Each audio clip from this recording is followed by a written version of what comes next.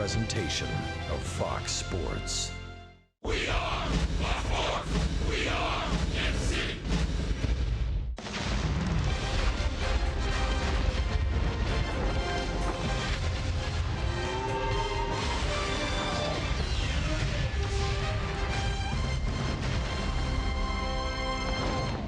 Fans standing in the 100-degree heat waiting for an Eric Hosmer bobblehead, and also waiting to watch the Royals tangle with the Chicago White Sox.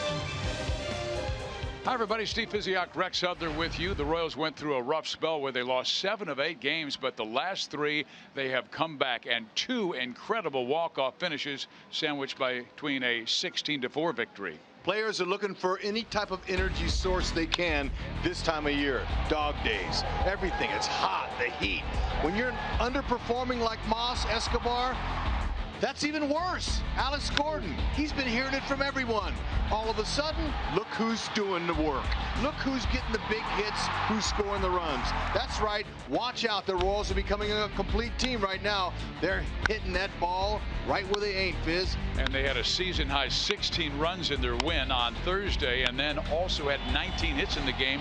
And then, of course, Whit Merrifield with another walk-off sac fly, scoring Escobar from third. Don't you just love that excitement? 28 come from behind wins, folks. That's best in American League. Hope it shows up again tonight, because that's a fun way to watch Royals victories. The Salvi splash.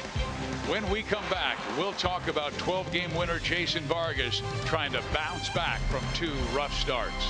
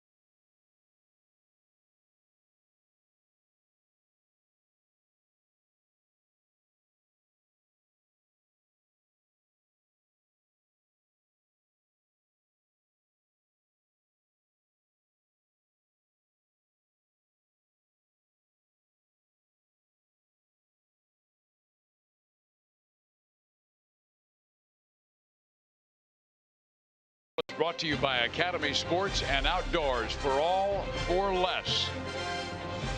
Fizz and Hud back with you. The Royals have a 12-game winner, Jason Vargas, going tonight. And here's a guy coming off his worst start of the year. 6 runs allowed in 2 2/3 innings. Major League Baseball is a very tough business. It's hard to stay on your A game every time. But Vargy, He was just missing out over the middle of the plate. And when you don't have a power fastball at 95 plus, it's tough to get big league hitters out. You got to really be careful with your location. Vargas was all over the middle of the plate. Last start, not good. Only went 2 2/3. But now he worked with Dave Island and a little bit of side sessions in between starts. He's made some mechanical adjustments, and hopefully he's got his scalpel sharp again. He went through a little period where he was dull, but look at when he's good. Staying out of the middle, using all 3 pitches to keep the hitters off balance. That's been the mantra of Dr. Vargas. Hopefully he'll make the house call tonight and cure the woes. Trust his defense and trust this bullpen, who's really done a nice job holding down opponents recently. We'll have that story when we come back.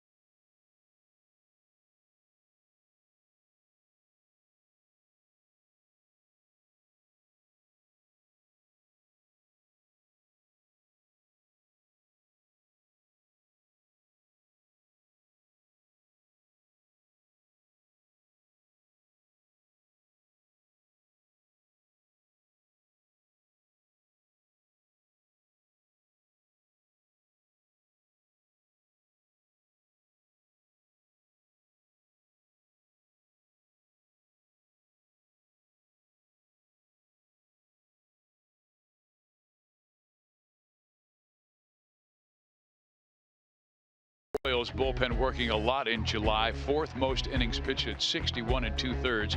2nd in ERA at 2.18. Great opponents batting average against, but Rex, even last night, they're throwing a ton of innings. Oh, I'm telling you, that's a heavy workload, Fizz. But the Royals would not be where they are right now if it wasn't for that pin. Alexander's done a great job with that bowling ball sinker. How about Mike Minor? Really? They didn't know what to expect from him, missing a year with his shoulder. He's been a godsend for that bullpen. And Soria, with a nice bounce back here, he definitely can handle that 8th inning. And Kelvin Herrera, believe it, his first year as an everyday closer, he's getting the job done. How about Phillies? Wow, they got a power throw around that bullpen. I'm telling you, they've been doing the job.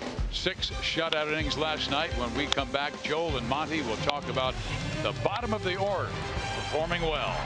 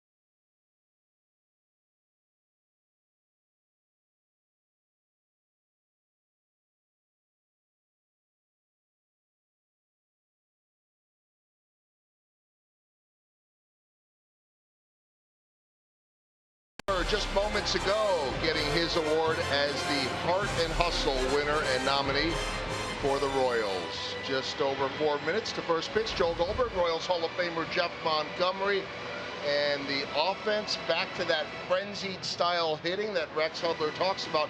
If you're getting frenzied style hitting, that means top to bottom. Let's begin with Alcides Escobar. What have you seen from him over the last week and really last month? Well, I see a different player. I see a guy that goes to the plate looking to get a pitch that he can do some damage with, not a guy that's up there just swinging away at really the first pitch you see. I see a guy that's been much more selective, and the numbers have been much better. And then Alex Gordon the last 2 nights has been spectacular. What's changed with his swing? Well, I'm not sure anybody takes losing and lack of success more personal than Alex Gordon. He's just worked hard. Now you're seeing his bat stay in that strike zone, that hitting zone much longer. He's going the other way. A lot of good things. First time he has had back-to-back multiple hit games on the year and over the Mendoza line for the first time since mid-April. All smiles for the Royals as they go for their 4th straight win. Biz and Hud back with the call after this.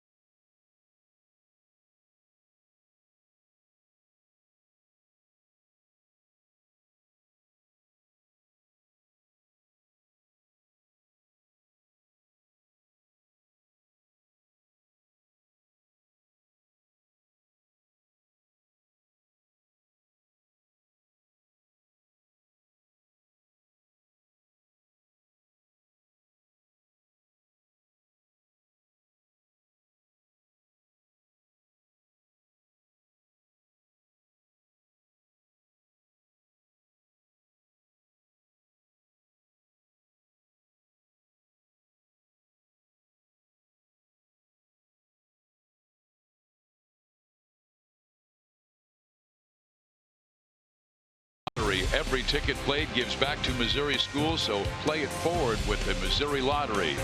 By Menards. Save big money at Menards on all your home improvement needs. And by the Chevy Silverado, the most dependable, longest-lasting full-size pickup on the road. Find yours at your local Mid-America Chevy dealer.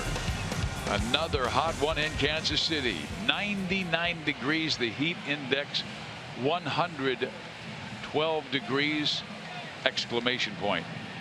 Steve Physiok, Rex Hudler, Joe Goldberg, and Jeff Montgomery with you at Kauffman Stadium. And here is Jason Vargas making his 19th start of the year. His ERA is 3rd lowest in the American League behind Chris Sale and Corey Kluber. Yeah, that's even after his 2 performances that weren't Vargas-like. So that'll tell you how great his ERA has been all year. Fastball, changeup, curveball, 3-pitch mix. The fastball recently has been in the middle of the plate. Changeup, curveball have been effective pitches. His changeup, especially to a right-handed dominated lineup, is his fuller pitch and his best pitch. Last night, Cabrera was the leadoff guy. Now it's Tyler Saladino with Melky batting second. Then Abreu, Garcia, and Davidson, the power in the middle of their order. And Moncada is the top prospect in baseball.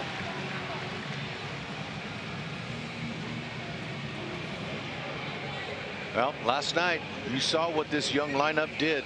They were a good opponent for the Royals. It doesn't matter day to day, night to night, city to city, whatever color uniform. And just sometimes baseball, any team can beat any other team any given night. And both Kennedy and Shields really wavered in that high heat here at Kansas City. Saladino, a .202 hitter, but he missed more than 6 weeks of the season because of a back injury. Still looking for his first home run, hit 8 last year. And you know what that heat feels like when you walk outside of your door, your front door, and you walk out in the yard and you're going, wow, you feel that. But imagine competing and trying to concentrate on hitting a round ball coming at you at a pretty good velocity, or trying to throw it. It really can tax you. So hydration is important. A lot of players get IV fluid bags put in them at nighttime, which is the best time. That way it gets in your system and helps you during your game, and you're not all bloated with water in your stomach. In part of our open, you alluded to the fact that Jason Vargas met with Dave Island. They worked some things, and the side session, what was that all about? Well, yeah, Dave's always watching, and he's always learning about different pitchers and what they're doing. And he was able to pick up a little flaw in Vargas's delivery. I'll share it with you in a little bit. Ford around the horn. Royals defense. We're going to show you a guy who really is a difference maker. 2.88 assists per 9. That's the most in the American League for second baseman. Whitley's making a difference. He'll play anywhere out there in the field, but he's been really strong. What impresses me the most about his defense is his strong arm and pivot on that double play. He really does help that pitcher get 2 outs with 1 swing. Melky belts it deep to left, and it hits high off of the wall. Gordon with that great throw holds Melky to 1. Boy, he plays defense so well and played that ricochet like a pinball wizard. Better believe it. Never gets old talking about that defense, especially Alex. But if Melky's running out of the box, he has a double. Hang with him. Hit the top. He thought he got it. Alex, one hop crow. Look at how strong he is at throw, and he locked Melky up there. Watch him. You know, he's got a little bit of style in him, but he thought he got it. You have to get a little bit more elevated. He carried that ball on the line pretty well, though.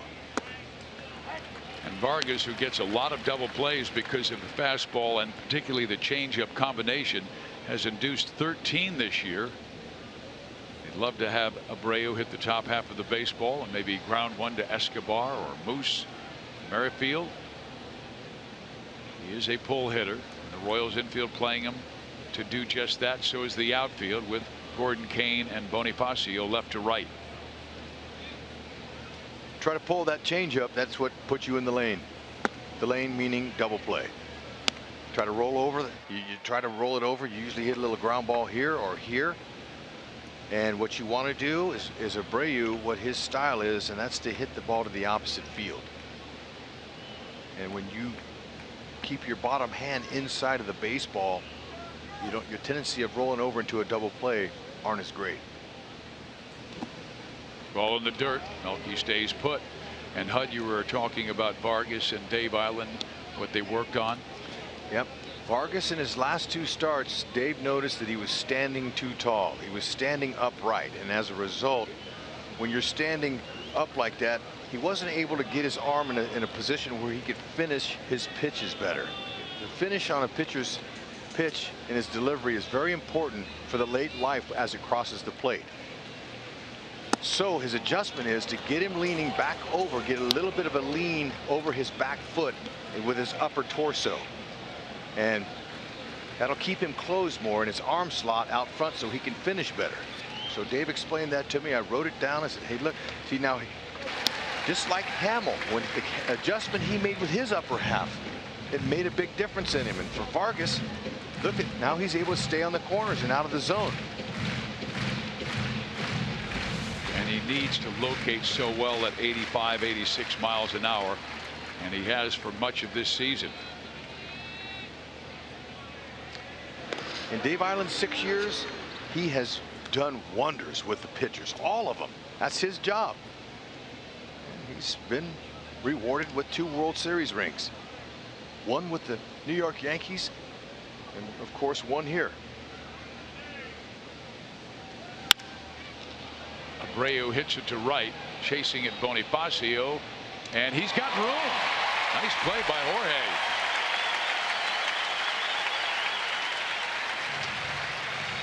Better believe that was nice. Battling the sun, the wall, the heat. Good concentration. Right in the pocket, too. Nice. Vargy says thank you. Nice hot day. Don't want to keep the fellas out there very long. That'd have been an easy one to drop, but he made it look easy. And last night, the wind was roaring out towards left, but very still tonight. I mean, it was 15 to 25 miles an hour last night. If his wind's blowing straight down here at the K tonight. From the sun. Breaking ball in there for strike one to Abisail Garcia, a .313 hitter. Made the trip to Miami for his first All-Star game. And he is a guy really dangerous for Vargas because Garcia leads the American League with a .420 batting average against left-handers.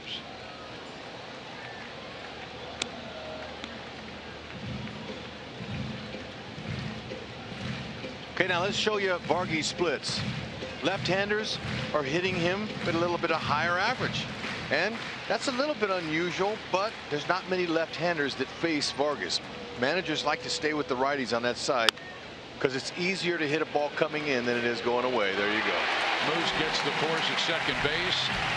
Coming up for the Royals, Whit Merrifield, who had the game-winning sacrifice fly last night, Bonifacio, and Lorenzo Cain.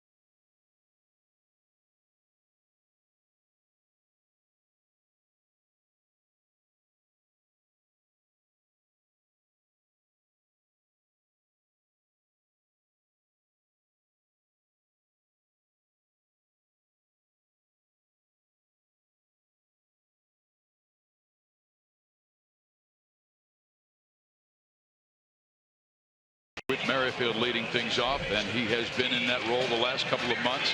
Then Jorge Bonifacio, then Cain, Hosmer, Perez, Mike Moustakas, who belted his 26th home run last night. Mike Pelfrey's a tall right-hander at 6'7", 240. He hails from Wichita, Kansas, grew up a Royals fan, but tonight the Royals want to beat him. Better believe they do. 256 average against is not too shabby, but man, look at that fastball. 60% heaters. He loves it. And it just so happens the Royals feast on fastballs. They absolutely love them. Got a nice split finger that he uses. That's a pitch there that's going to drop out of from the belt all the way down to the knees and ankles. And when you have a fastball split combination, you usually just pick out one, and the fastball is a little bit straighter and easier to make contact with. Curve and slider. His fastball has excellent sink. He gets a lot of ground ball outs on it. This time Whit gets under one and pops it up foul territory. It's Saladino or the third baseman. Finally, the third baseman, Yolmer Sanchez, backs away, and Saladino is able to make the catch. White Sox on defense will highlight the young man Smith. He's a good hitting catcher. He's young, but he's having difficulties throwing out runners. Just 1 of 31. And it is hot with all that gear on. Oh, it's hot without the gear. Here's Bonifacio, who did not get the start. He came on late and drew a walk in that 10th inning, and the Royals would eventually score the game winner on Merrifield's sacrifice fly that played at Escobar. Average velocity on Pelfrey's fastballs 91, maybe 92.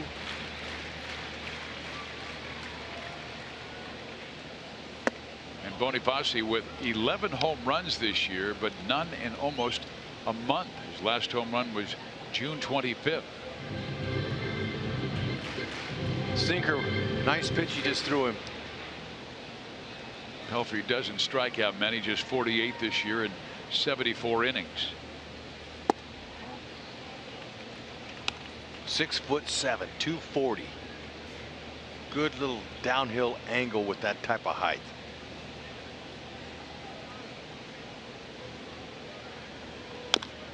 And as we said, he was raised in Wichita, led Wichita Heights to 4 regional championships, and named the Kansas Player of the Year his senior year. Mets drafted him in 2005, first round out of Wichita State. Excellent pitcher there, and was a big part of the Mets' early success, but then arm trouble, and has bounced around ever since with Detroit last year. In there, strike 3 called, and Bonifacio is out number 2.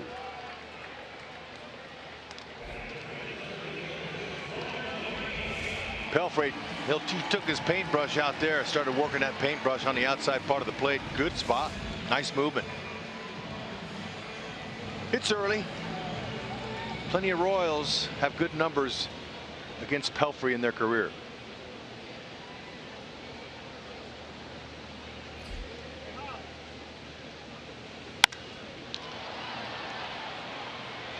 Lorenzo hits this one foul, and it will be taken care of by Avisail Garcia. And Pelfrey, with an excellent first inning, only had to throw 9 pitches to get 3 outs. Here comes Vargas.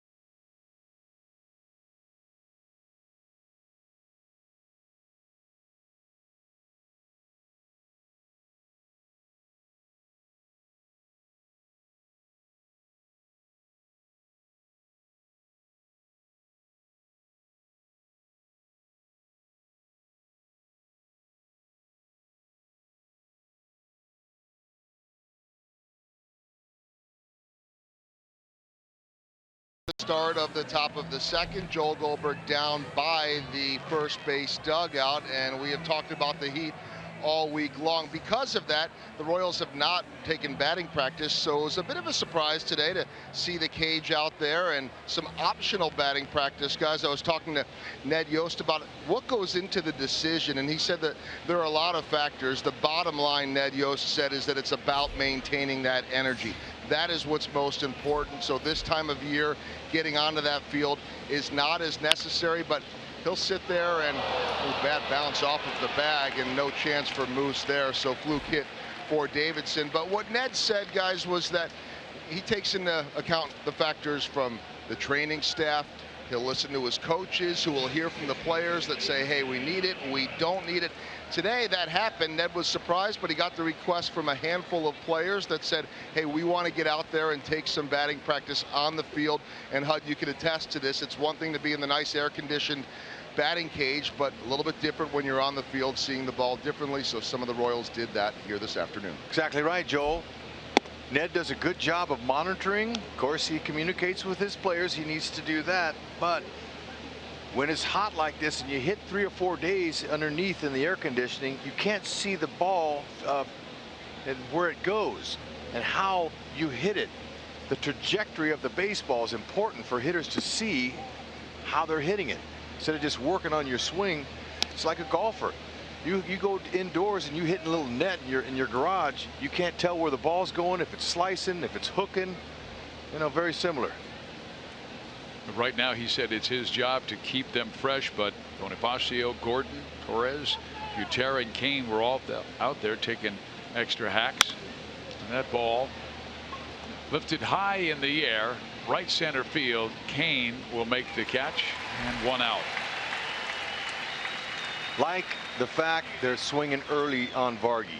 Take your chances, use that great defense, but keep the pitch count down and keep the Royals off the hot heat on the field. Get him back in the dugout.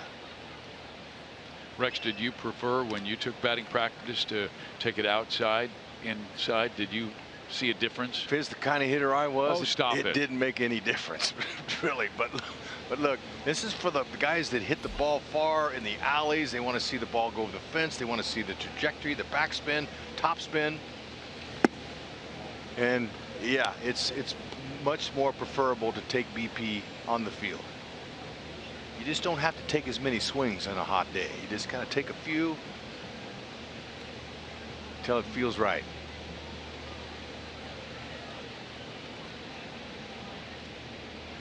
One-0 pitch, and Sanchez takes a curveball in there. You're talking about tracking the ball, the trajectory. Did you hear about the Aaron Judge 31st home run he hit yesterday for the Yankees? I did get to see the replay of it. They said it went so high it went off the grid that tracks distance for the official measurement, so they couldn't measure Judge's bomb. We saw Big Daddy Vladdy go up in there. Yep. I mean, maybe not as many rows back, but he went in that top deck there in Seattle. But it's still impressive. And you know, heat, the ball, you know, I'm no scientist, obviously, but you play one on TV. I do, and I didn't stay in one of those hotels they talk about, but it's the hot air, it lifts the ball. It almost, it's like a ball has helium in it. It reacts better to the humidity. Just through the experiences of playing in every different climate here in America and in Japan. It's just as humid there. 2-2 to Sanchez, a little bit low and inside.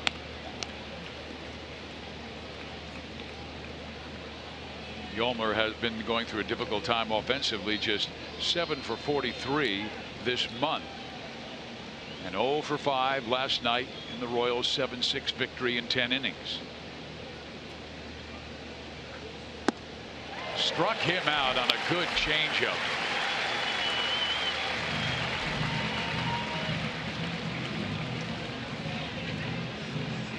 See Vargas, he's looking good now.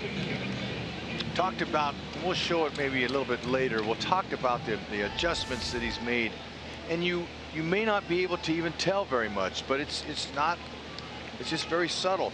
And really the difference in baseball is 1/4 of an inch. On that baseball, you hit under that 1/4 of an inch or a little bit higher, it's a difference in a homer and runs. So the adjustments that these players make aren't real drastic and noticeable. Sometimes they're just minute. Now Kevin Smith, he hails from Pittsburgh and went to the University of Pittsburgh, 7th round draft choice by Chicago back in 2011. And Rex told you about him being advanced offensively and a little behind defensively. He's been sharing that catching role with Omar Narvaez. Shortstop Escobar goes the short way, and Vargas gets out of the second inning. Bottom two we go. Hosmer, Perez, and Moustakas coming up.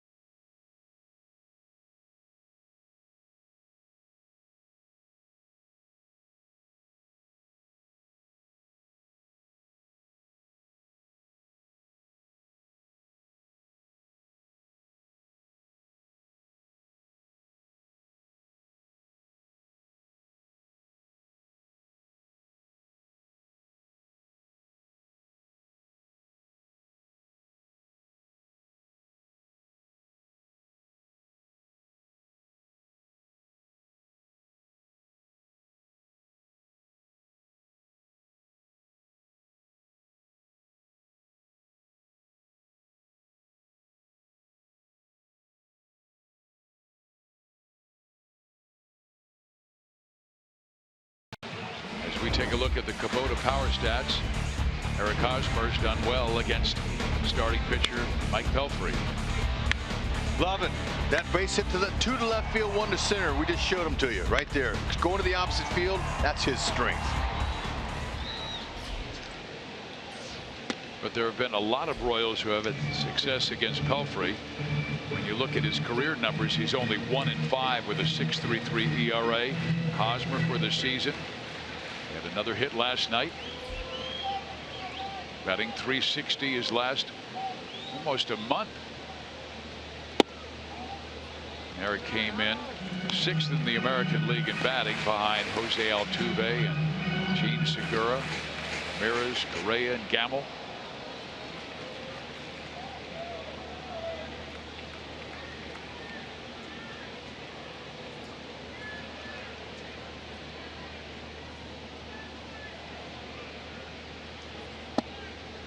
Strike in there. And I just wonder if the head shake kind of threw Haas off, because on a 2-0 count he shook twice, and so you thought maybe he'll go to his secondary pitches, but he went with his number 1, his 2-seamer. Good swing there. He wound up. Now he will pull the ball, Haas will, when something's soft and he's maybe out in front. But he loves that fastball middle away, and mostly those are mistakes. Pitchers aren't trying to throw him in those spots, but when he pulls the ball, he hits just 196, just under 200. When he goes up the middle to the opposite field, 433 hitter. Just like that. Just missed it. And that's why I was a little surprised that Chicago defending him this way. Abreu is almost on the first base line. You know, it's almost like you see that defender there. It's almost like they are wanting Haas to bunt. And you know what? He's not going to bunt. But like you said, he's hitting over 400. Going opposite field or up the middle. You know what? They get all the numbers too. The White Sox do. So yeah, I'm a little bit surprised by their playing him dead pull. And here's what they probably are doing. In their defensive meetings, the pitching and catching have already had their meeting, the pitchers and catchers, and they say, we're going to pitch him inside. There's Donnie Cooper. We're pitching him inside, so play him to pull. But they make mistakes. He'll take the walk. Get him started here. Hosmer's 35th walk this year.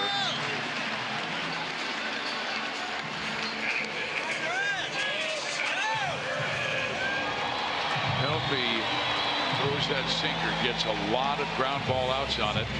The Royals might be a little more active in this game, and I told you about the lack of throwing out base runners by Kevin Smith. But most double plays induced since 2015 were there as Pelfrey with 64. Heavy hard sinkers move in and down to righties. Best approach for a right-handed hitter against Pelfrey is to go the opposite field. Bottom hand, lead with the bottom hand. Try to pull him. You hit the top of the ball. But you know what? You get a hitter like Salvador Perez. You know, he leads all major league catchers with 18 home runs, 59 ribbies. You know, he gets anything up and, you know, knee high up, and he could put one out of the park and give Vargy a 2-0 lead in a heartbeat. So you can't ask him to go to right field. Ooh, there was back-to-back breaking balls, one a slider, one a splitter.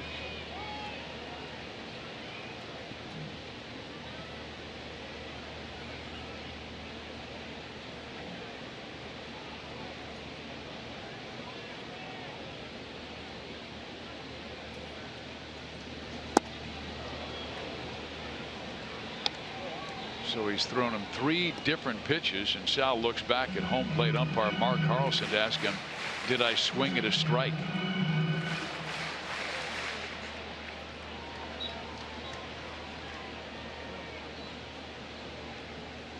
Haas is 4 for 4 in steals. Doesn't like to get a big lead. He walks into his steal whenever he goes.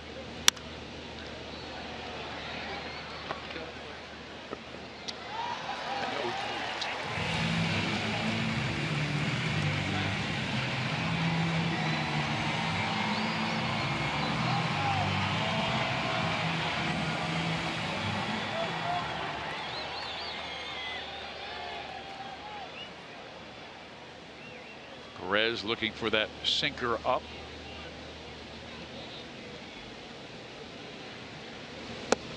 And swings and misses at the breaking ball. Instead, that's the second strikeout for Pelfrey.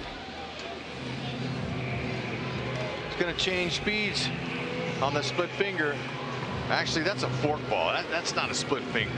Split finger, you don't put your fingers as wide. You don't split them as wide, and it's more deceptive to the hitter. It has more fastball spin. The fork ball, you spread them wider, just like we just saw that pitch, and the ball tumbles. Hitters can see the ball tumbling out. You know what pitch it is for sure. Yeah, you've told me you can see the fork ball better than you can see the split finger pitch. Exactly. Hitters would much rather face a fork ball pitcher than a split finger guy, because it hides the spin on the ball. And I'm sure Pelfrey will be careful with this guy. Moustakas suddenly picking it up. Mike homered for the first time in 9 games, but 7 for his last 16. You see him hold that grip like that. That's when, see, now he'll change it when he's going to go with a fastball and come in on it. James Shields, former Royal, was on the mound last night, threw a fat pitch to Mike, and this is what he did with it. Perfectly done. I mean, excellent swing there. Good tempo in the swing. Not too hard. Swung about 80%, 75%.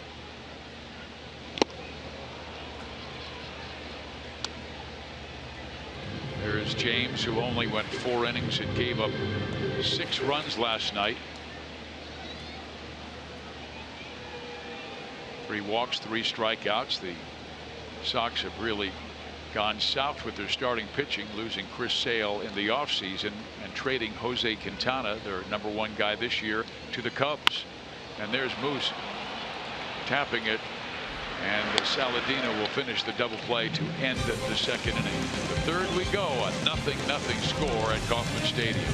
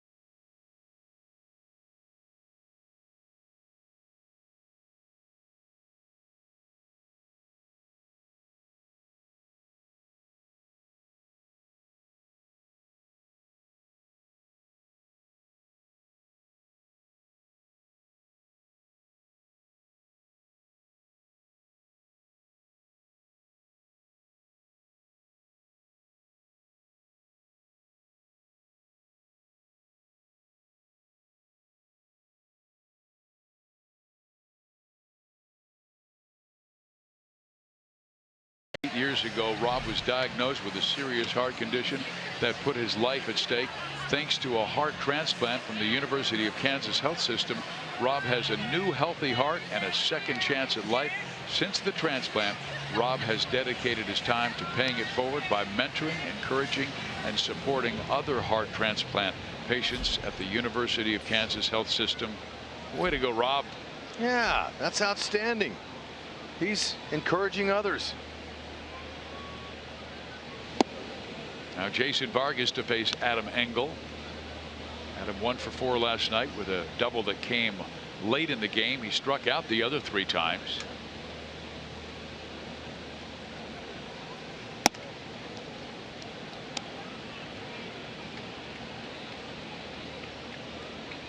Royals have won 3 in a row. The White Sox have lost 7 straight for the first time since May of 2016. Engel fouls it back, and it's 2-1.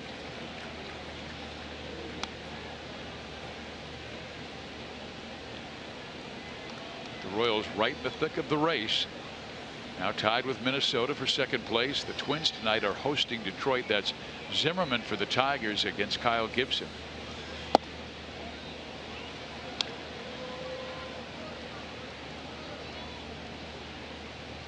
Cleveland won last night. They are hosting Toronto. That's Danny Salazar for the Indians against Marcus Stroman. The Tribe has lost 6 of their last 10. Engel fouls it off for a 3-2 count.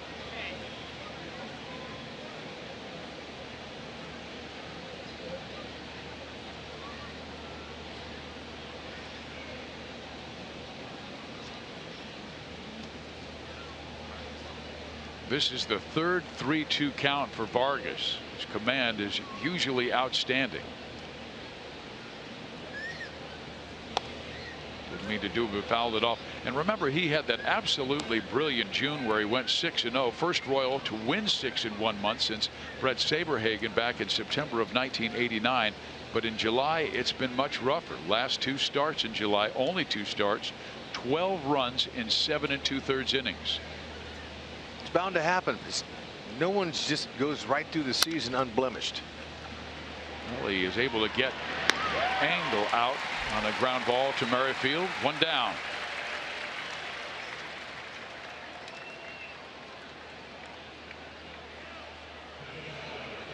No excuse for not hustling from home plate to first base 90 feet every time.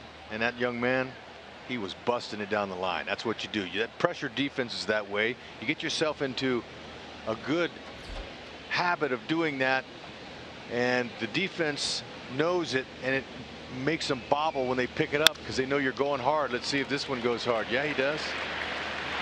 There you go. Respect 90 feet. And Witt throws out Saladina. 2 down.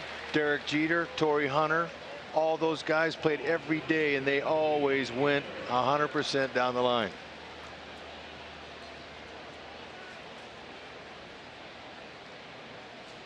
Jason Kendall. There is a hard-nosed guy who hustled down that line. I'll always remember the play that Jason made when he was at third base with 2 out in the 9th inning in Oakland when he was a member of the Oakland A's. And the ball was thrown back by the catcher to the pitcher Francisco Rodriguez, who dropped it. It rolled only like 5 feet away. Kendall, who had the good lead and instincts, broke and scored the game-winning run.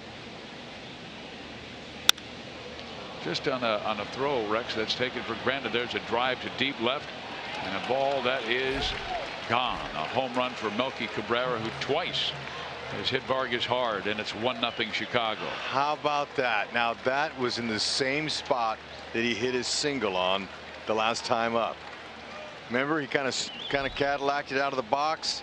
Well, he hit it just a little bit higher this time, and that's all it took to get over the fence. 13th home run, elevated. Alex, he had a good beat on it. Just can't catch that one. But much like last night, when the White Sox jumped off to a 5-1 lead over Kansas City, the Royals roared back, and they were able to tie it in the 5th And it stayed tied at 6 until that 10th inning when the Royals won it on Merrifield's sac fly that scored Escobar. Vargas wants to keep it close. Yeah, right now this nice little groove that the Royals are in, there's not a lead that the White Sox could get that the Royals couldn't come back and beat them. So no one in their dugout in the White Sox dugout is doing cartwheels and jumping up and down. Long way to go in this one. The Royals did add to their bullpen. They sent out Billy Burns today and recalled from the minor leagues Jake Junis, because the Royals bullpen has been overworked the last 5 games, over 23 innings of work, and so I'm sure there are several guys that aren't available tonight. 9 relievers. Well, you know what? Ned wants to be protected out there. You gotta, you know, protect yourself with arms, and he needs more arms now than position player. And he only has 2 bench guys, and that's Drew Butera and Ramon Torres.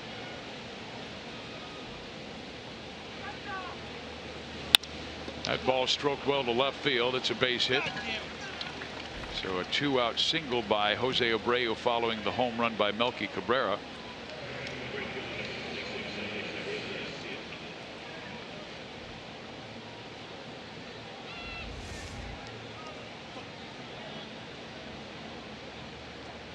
Now that's a good miss out of the strike zone, although it's up, and you get a guy like Abreu with long arms like that, he can reach out and hit that, and the velocity is not such to where he can blow it by him. Yeah, he's been up with that curveball. There it is. That's a good spot down there. Fastball to Garcia for strike 1. Abasayo is 1 for 5 in the series. Came in hitting .348 after the All-Star break, and that was after going through a just dreadful tailspin where he had just 1 hit in his previous 30 times up. A little bit low. The All-Star break, yeah, he went to Miami, and that was his first All-Star game, but he was able to work on some things to get ready for the second half. And he knew he would not have the protection of Todd Frazier, who was traded to the Yankees. Too short. This should end it. It does, but Chicago scores first on the Melky Cabrera home run. 1-0 White Sox.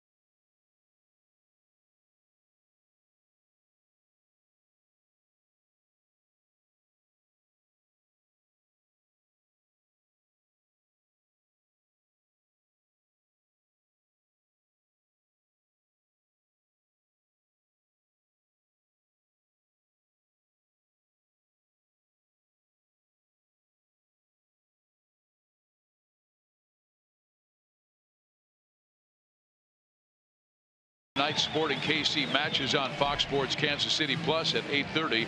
Check foxsportskansascity.com for more information. It will also be joined in progress here on Fox Sports Kansas City following our game. Here at Kauffman Stadium, good crowd on hand. We had over 29,000 last night. The Royals 7-6 victory. Alcides Escobar had a good game, going 2 for 5, scoring 2 runs, including the game winner. Alfred delivers off the plate a slider, ball one. He's been sharp on this homestand, batting .370. Sure has that renewed confidence. Has not just helped him, but it's helped the ball club.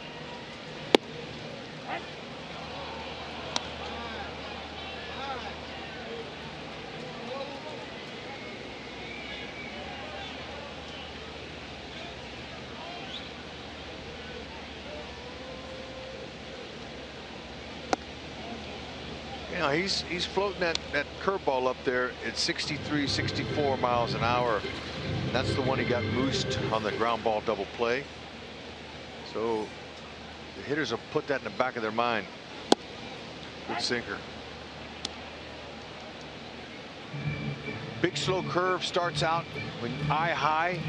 That's the one that's going to be tear high and let her fly. If it starts out around your letters and chest, it's going to be down in the dirt, and don't swing at it. Bore that fastball in on Escobar and missed. Full count at 3-2. Pelfrey had not pitched that well his last 4 games coming into tonight. 0-2 with a 6.62 ERA, including 6 home runs.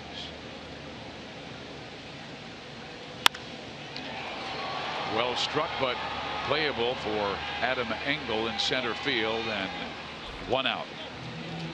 Our key in the driver's seat is about tonight's designated hitter, Brandon Moss. 6 for his last 13, including 3 extra base hits.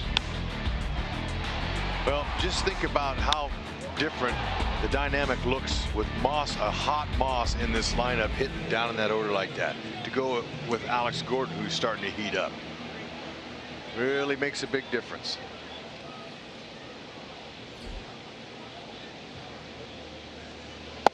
Yeah, last night, classic example. Escobar had 2 hits, a double, a single, 2 runs scored. Gordon had 3 hits and a walk, drove in 3. Moss was in the cleanup spot last night. Check out the 6, 7, 8, 9 hitters and the 4 wins on this homestand. Just under lava hot. They're firecracker hot now, and that's plenty to help pull on their end of the rope and do their part. Moss happy to be back in that lineup regularly. Says he's not over swinging anymore. He was swinging 110%. You swing about 80, 85, get the job done better. More bat control. That one was about 30%. He got fooled.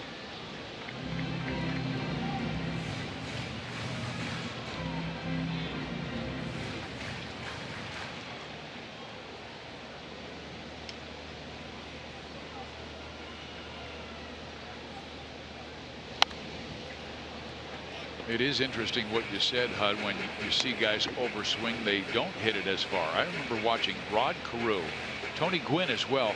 They would hold onto that bat as if they were barely holding on to it, and then obviously their hands would tighten when the pitch was thrown.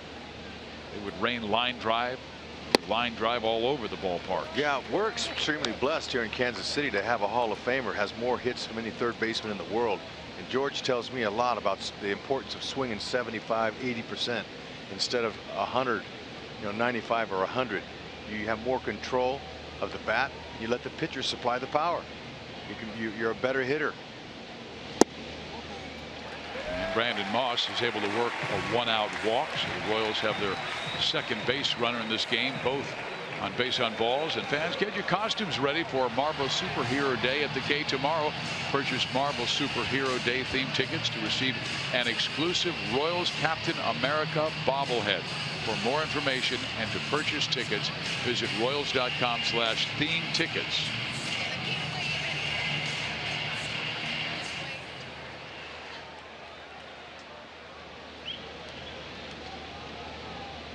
Gordon with back-to-back multi-hit games. Batting average over 200. Okay, now that the league has not adjusted to Alex's new opposite field swing, they're still challenging him, thinking he's going to pull. Here's Alex's key right here. Just wait a little bit longer, shoot the ball there. Unless it's something soft, he can pull. He's got plenty of pop, pull power. Moss has attempted 1 steal this year and been successful. I mean, even a bunt is going to work for Alex. Personally, I'd like to see him drop 3 or 4 bunts down, and 3 or 4 hits makes a huge difference in your average bunt hits. You don't have to be perfect. The guy playing shortstop. Didn't mean to do a little check swing. When you see the check swing on those slow ones, you know, you're having a hard time reloading. You got to step, see it, then reload and put your power swing on it. Sometimes your hands get coming forward and you can't give the full swing. He knows about Pelfrey, but Pelfrey, I guarantee you, I've never seen Pelfrey throw this slow a curve before like he's pulling out here. And it's working. Second time through, we'll see if anybody gets a hold of one of those. There was a time where he was a big part of the New York Mets rotation. 2010, he had an excellent season with 15 wins, but 2 years later in 12 he had Tommy John surgery, and he really has never been the same pitcher as he showed with the Mets, where he averaged almost 200 innings in 4 straight seasons. 2 balls, 2 strikes. And Smith jogs out for a visit. Get that pinch count up. Boys are eyeballing up there. That's good.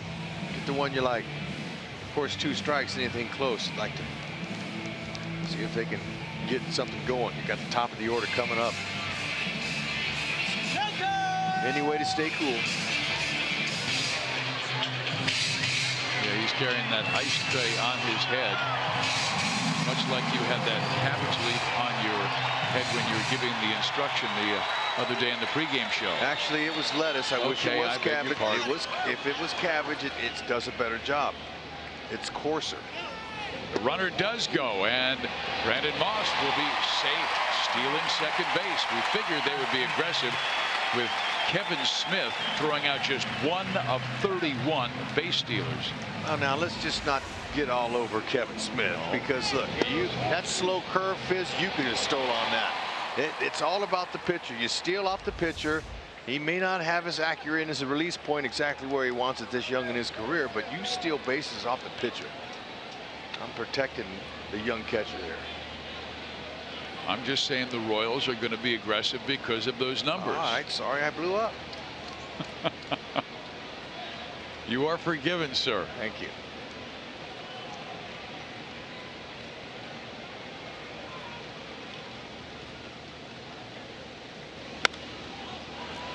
That'll be out of play. Okay, he's going. That's 3 times now he's thrown that slow curve to Alex, and that he was trying to serve to left field. 471 average since June 31st with a runner at second and beyond. That's working, and that's 3-2 swing right there told me a lot.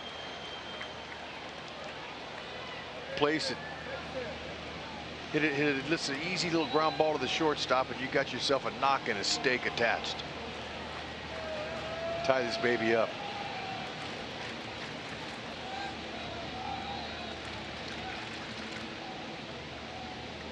Oh, right down the middle, and that is strike 3 called. So 3 strikeouts for Pelfrey, 2 of them looking. Got Alex thinking maybe there, but that's a good pitch. He just threw it, challenging. And that is that 2-seamer that looks like it's going to finish inside, and then that late bite back over the inside corner. Talking with pitchers who throw that 2-seam fastball, they say, I aim at the left-handed batter's hip and just let it run back and catch the inside corner. That's called the finish. That's what we were talking about with Vargas earlier. Being able to get extended with your arm and finish in the pitch, and it has some life to it.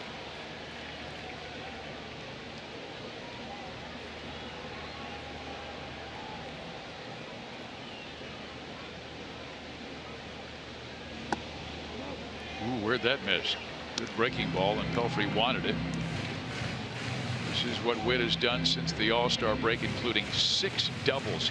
He has more doubles than any other major leaguer in July with 11. He keeps throwing that many of those slow curves to each hitter. Someone's going to catch it. Just a matter of time. What I mean by catching it, that means catching it and hitting it a long way.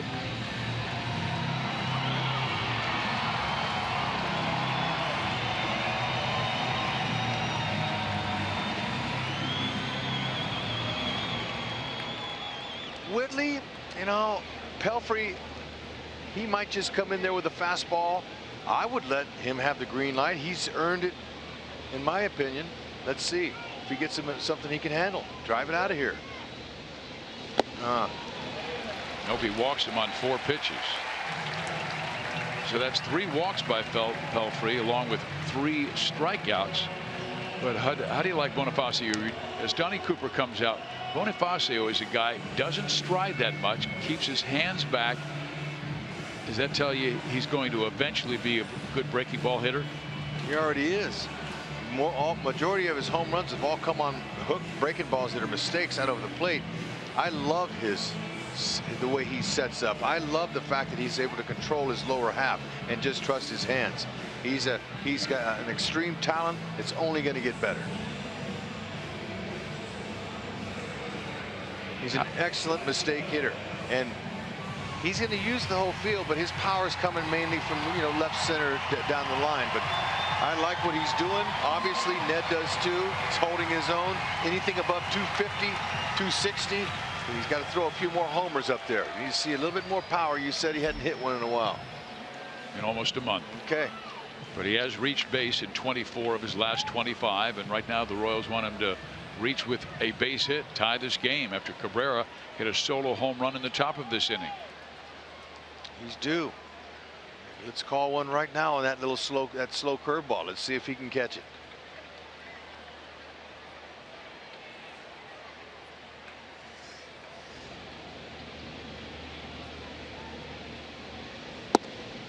Strike 1. He was one of the several hitters that was out early taking batting practice today, working on his right center stroke. Almost everything he hit was in that right center field gap. That's good.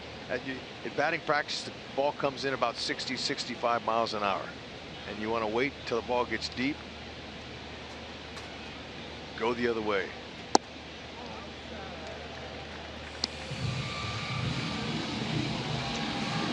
Dave Holtzman looked up for me. He's hitting .310 on curveballs this year. He loves them. So let's see if Pelfrey will flip a little slow curve up there.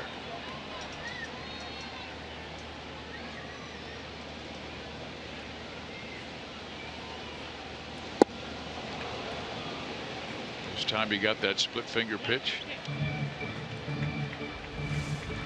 Or the fork ball, as you talked about that. Yep. See how it little tumbles. And you know, in close to 500 at bats that I got in Japan in '93, every pitcher there has a fork ball or a split finger, every one of them. So I saw a whole bunch of them, and believe me, those ones that start out around your letters, they end up in the belt. You can hit them a long way. They go far. You just got to stay on them, and then they make a mistake with it. But that last one that he swung at, that was a good located pitch by Pelfrey. That's exactly where you wanted to put it.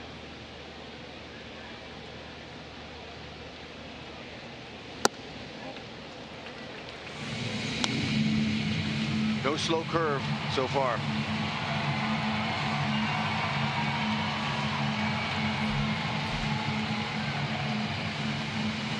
.28 in this third inning, where he's walked 2.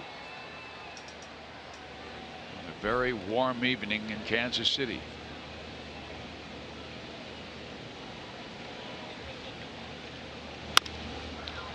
Rolled to the shortstop Saladino. Only play will be first, and he throws out Jorge by just a half a step. Royals lead 2, and we head to the 4th inning of play. Chicago by 1.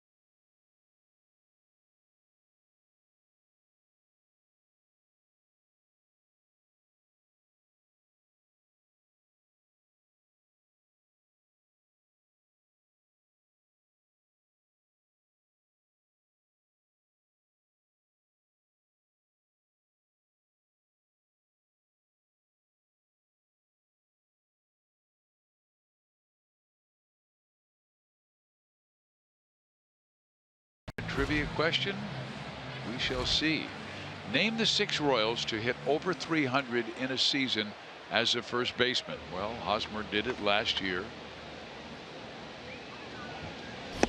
Billy Butler. Was Billy the DH though? I don't know. I'm just guessing. Okay. Billy is 1. Okay. No, Hosmer hit 266 last year. How about Mike Sweeney? And it's Mike Sweeney's birthday today. Happy birthday, Mike. Let it go, swing dog. Hope you're enjoying it wherever you are and whatever you're doing. Hit sharply and caught by Moustakas.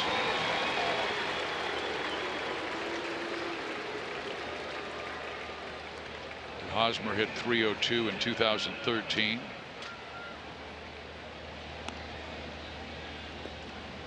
How about George Brett? 3 for 3, Fizz. Beat that. Wow. You're amazing. Yeah, right. You get the last 2.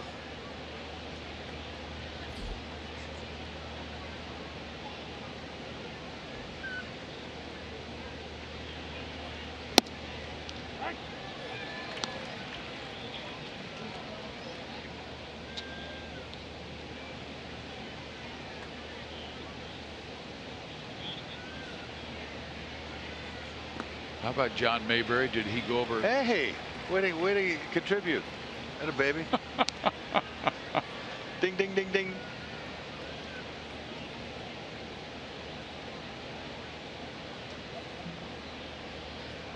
Well, Moncada flied out to center field his first time up, and he takes low, and it's 1 ball and 2 strikes. This is a nice pitch on the Missouri Lottery Fox tracks to see Vargy. This is where he operates, right there. Where you think you get a swing, that shows you the discipline of young Moncada, who's only 22. He's a good-looking young talent, no doubt. That ball's hit pretty good. Kane, right near the warning track, is able to run it down, and Moncada is out number 2.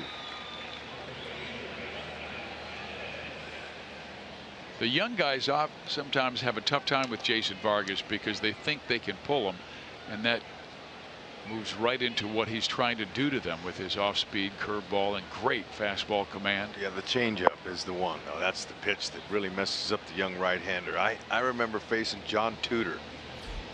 John Tudor, I knew the changeup was coming. I just knew it based on my previous swings on it, and I still couldn't hit it. I mean, it was amazing.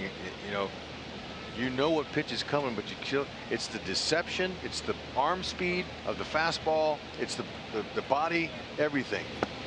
There was one there. I mean, look at that. He almost looks like he's throwing his changeup harder than his fastball. That arm speed.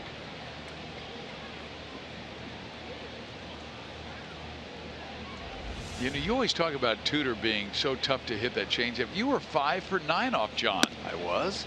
Yeah. Well, here's one of the few hits I got off him. I remember. You always talk about how tough he was. Okay, but is it because you want me to bring him up because you hit over 500 against him? That's the first time I'd ever seen those numbers. Oh yeah, right. No, so I would bunt 0-2. I bunted on John Tudor a couple times down the third base line, and the changeup is a much easier pitch to bunt. Okay. Okay. And I got to first base, and John Tudor said some unkind words to me when I was over at first base. He did not like me bunting on him 0-2. I talked to John. He said, I respectfully disagree with the decision to bunt, Mr. Hudler. Popped up right side. Hosmer. He is so good chasing pops. 1-2-3. Vargas gets the Sox. Here we'll see Kane, Hosmer, and Perez when we come back.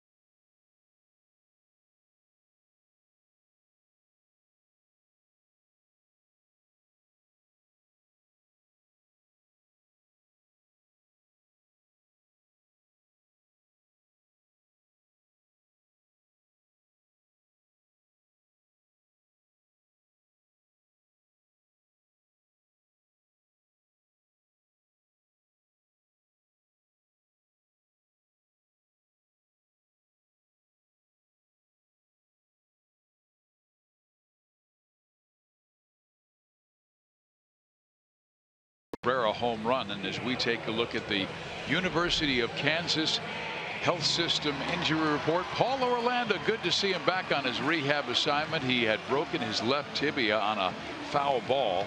For 2 for 4 to begin his rehab assignment with Northwest Arkansas. He could be a real fine contributor for the second half of the season. Good for him. Glad he's all healed up. Get that solid defense going in the outfield and those timely hits. And with his speed, I'd love to see him back up here. I just noticed that we haven't gotten a hit yet, and I'm surprised that Pelfrey throwing all these pitches he's thrown 55 and they haven't gotten a hole, found one to fall yet. But he is doing a nice job. There it is, talking right into it.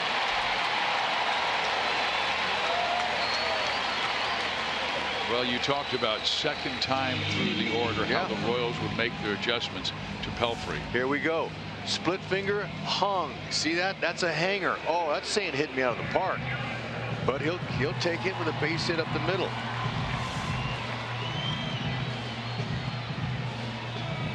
But Pelfrey is doing an excellent job of changing speeds. His fastball, he shows him 92, anywhere from 88 to 92, sinking. He's got some pretty good command with it. He's thrown just a few of his breaking pitches, his slider and curve, but he's mixed in the slow curve.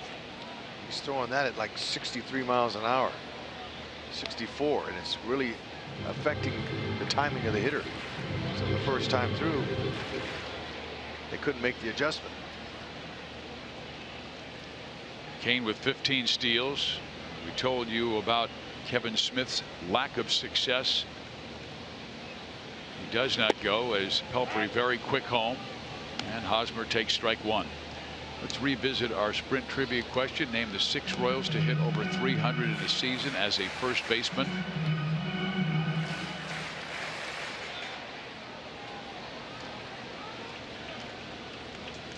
We're missing one. 1 ball, 1 strike. We missed Wally Joyner, who did it twice. Wajo.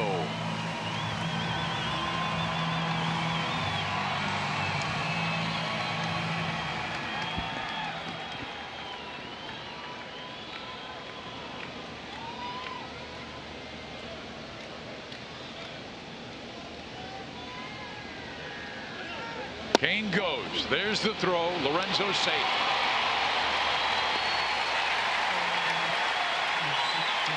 Just tied Whitley for team lead in steals with 16. Easy jump. I mean to tell you, he was very calm, slow.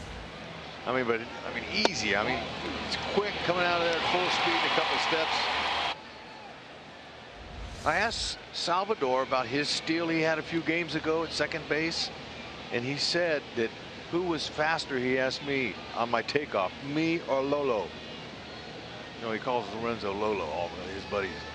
And I said, I'm not going to hurt your feelings, but Lolo. You don't want to hurt your feelings, Salvi. Salvi calls you loco. Yep, and I don't blame him.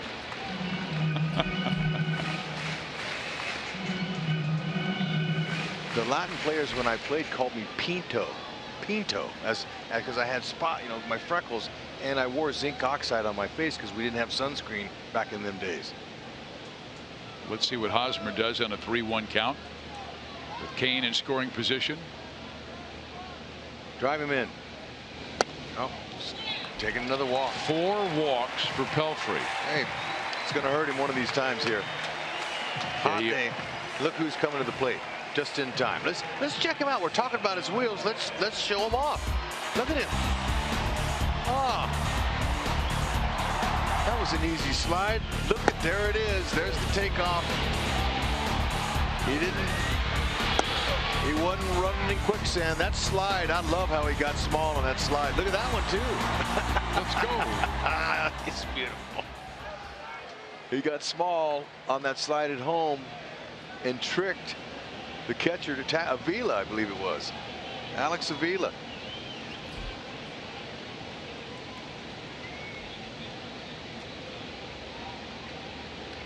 Salvi's been real strong in the clutch lately, and he whacks that one foul. He was ready for that one. Somebody made a catch in there? No way. Look at that, 13 for 25 since June 15. The Royals have 2 on with nobody out here in the 4th inning. Pelfrey, though, gets a lot of double plays. 12 turned behind him this year. 65 since the beginning of 2015. The top 3 in Major League Baseball in that category.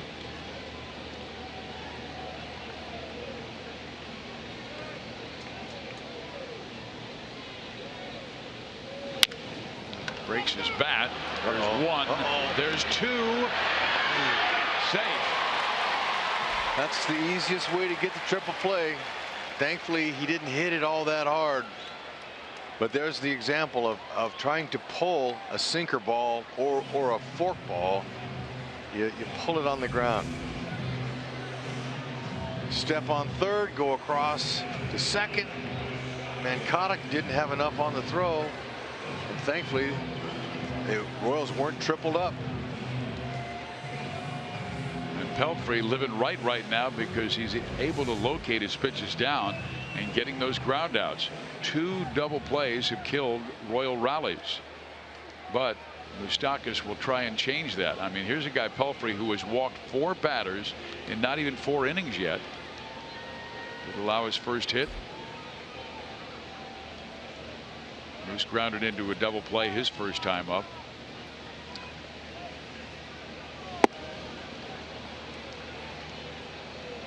Okay, now let's see if Salvi is in the mood to run. He told me they didn't give him a sign. I asked him, did you get the sign? No. I went on my own. Okay.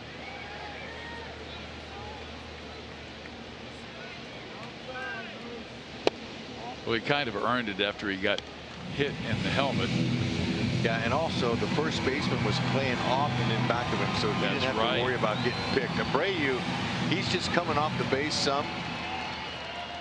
And with a left-handed batter up like Moose is a pull hitter, I'm managing. I'm thinking I'm playing Abreu back, so I got range in case a double comes right down that line. But I'm not a skipper.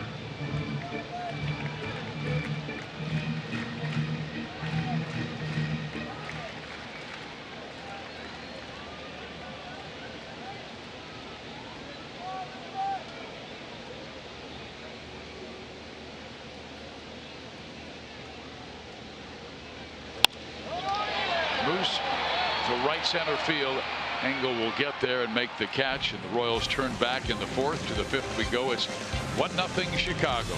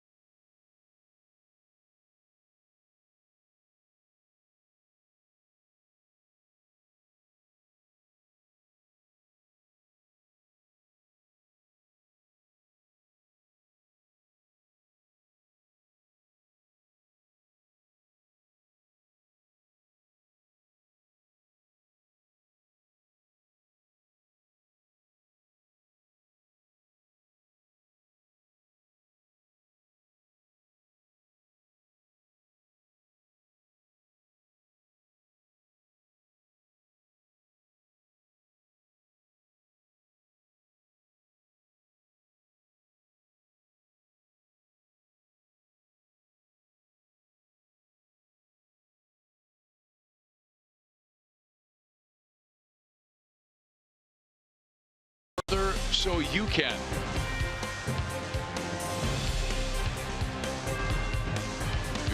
look at downtown Kansas City, Main Street. Royals trail it 1-0. They won last night 7-6 in 10 innings. Here at Kauffman Stadium, clouds are beginning to build in the west and come our way. Threat of rain later. And now in the 5th inning, Royals want to shut down the White Sox as hitters 8, 9, and 1 will come to the plate against Vargas. First pitch swung on, grounded to short. Escobar. 1 out. Now Escobar had time right there to find the 4 seams on the baseball so we can give a good straight throw. I was talking to him the other day. I said, sometimes, Esky, do you have time to find the seams? He goes, no, lots of times I don't. But sometimes, don't watch him. See, he's looking, he's feeling. Look at the fingers. He's getting across the ball. And when you have all 4 seams, that's the ideal way to throw across the diamond or from the outfield. Ball stays straighter, Fizz. So the next time you make that throw from shortstop, you try it and see if the results will blow your mind. If you throw it with 2 seams, see even, the ball will move and pull the first baseman off the bag.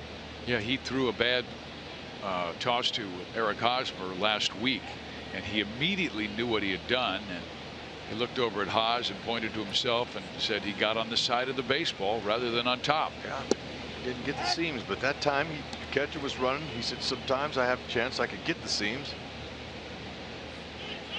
Royals won last night despite making 3 errors.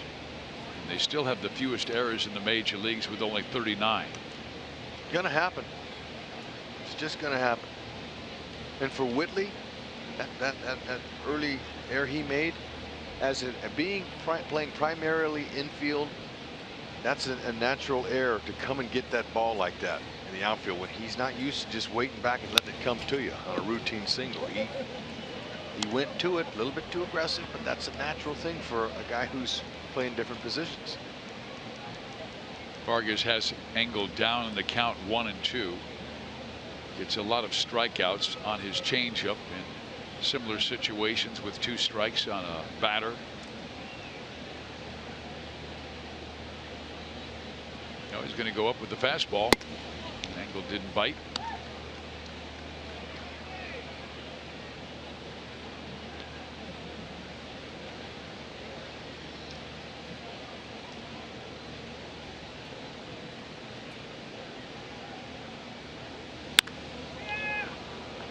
Easy play for Alex Gordon. 2 out. Royals fans, StubHub is your ticket out to once-in-a-lifetime experiences, from Kansas City Royals games to concerts to shows you just don't want to miss. StubHub connects you to the world of live. StubHub, your ticket out. StubHub is the official fan-to-fan ticket marketplace of the Kansas City Royals.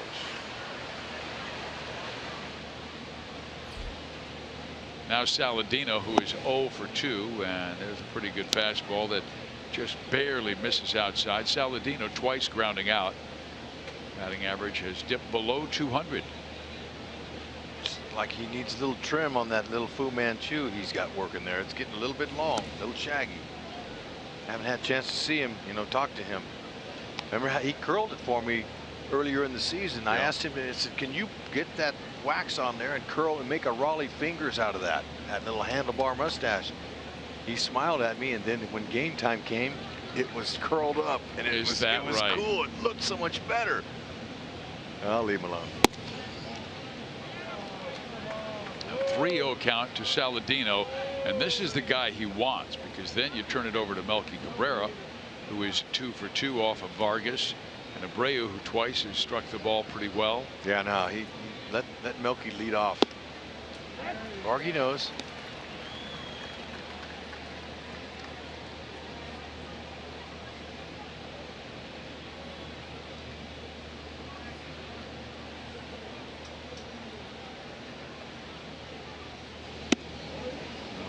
Threw a changeup that missed high and outside, so a 2-out walk. First base on balls issued by Vargas. Check it out. Melky got him a pitch that was elevated. Looked like a breaking ball that just didn't quite break where he wanted to and hit that homer. Now we'll show you a split screen. This one here was elevated, same spot both times, and that was the long single on the left. That was the home run on the right. Elevation is a thing hitters love. It's easier to put the ball in play and easier to make money. Ball down low, the hitter has to try to lift it, and he doesn't always do it. He hits it to the fielder, and the fielder throws him out. No money. Hate to explain it like that, but that's the business side of it.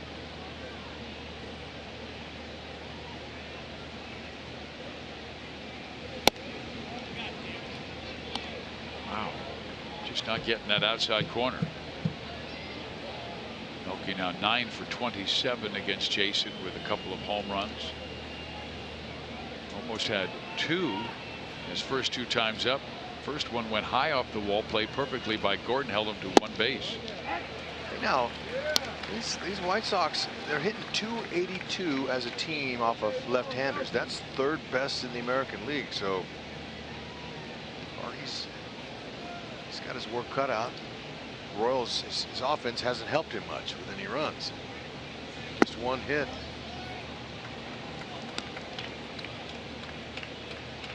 Long way to go in this one. The Royals will be at the bottom of their order, but Pelfrey has really given up a lot of runs 3rd time through the order as teams adjust to him. And that ball stroked in the alley right center field.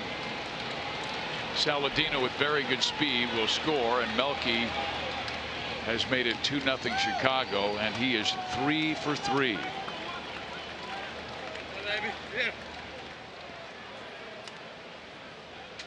He was patient, he waited, and he got a mistake again. Another elevated pitch, but he didn't try to pull this one. He just stayed with it.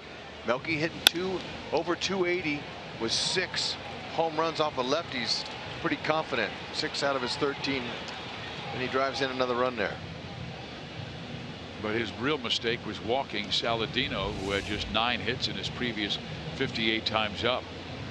Cabrera had been the hot hitter, and instead of having him lead off the 6th, his double makes it 2-0. Sox trying to end a 7-game losing streak. The Royals trying to extend their win streak to 4 in a row.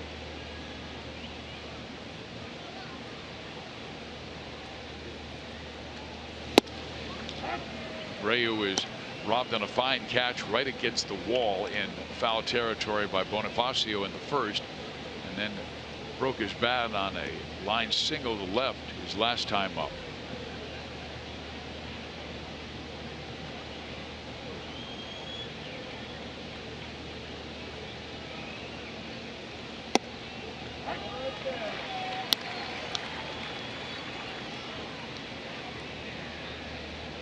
.361 off of lefties Abreu.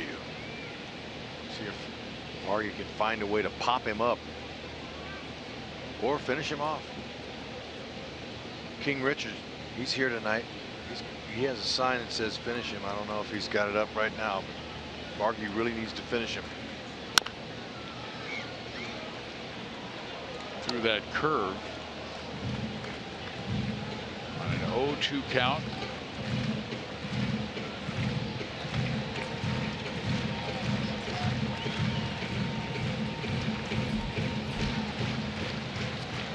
.75 for Jason on a very hot night. Shields and Kennedy went just 4 and 4 1/3 last night. And Danny Duffy only went 5 the night before. Doesn't bite on the changeup.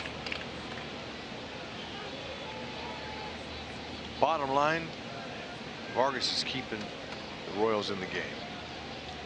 Danny was outstanding for 4 innings and then just ran out of gas on that hot evening 2 nights ago. And then a breaking ball in the dirt, swung on and missed by Abreu. Cabrera, though, gets his 3rd hit and makes it 2-0 over Vargas in Kansas City.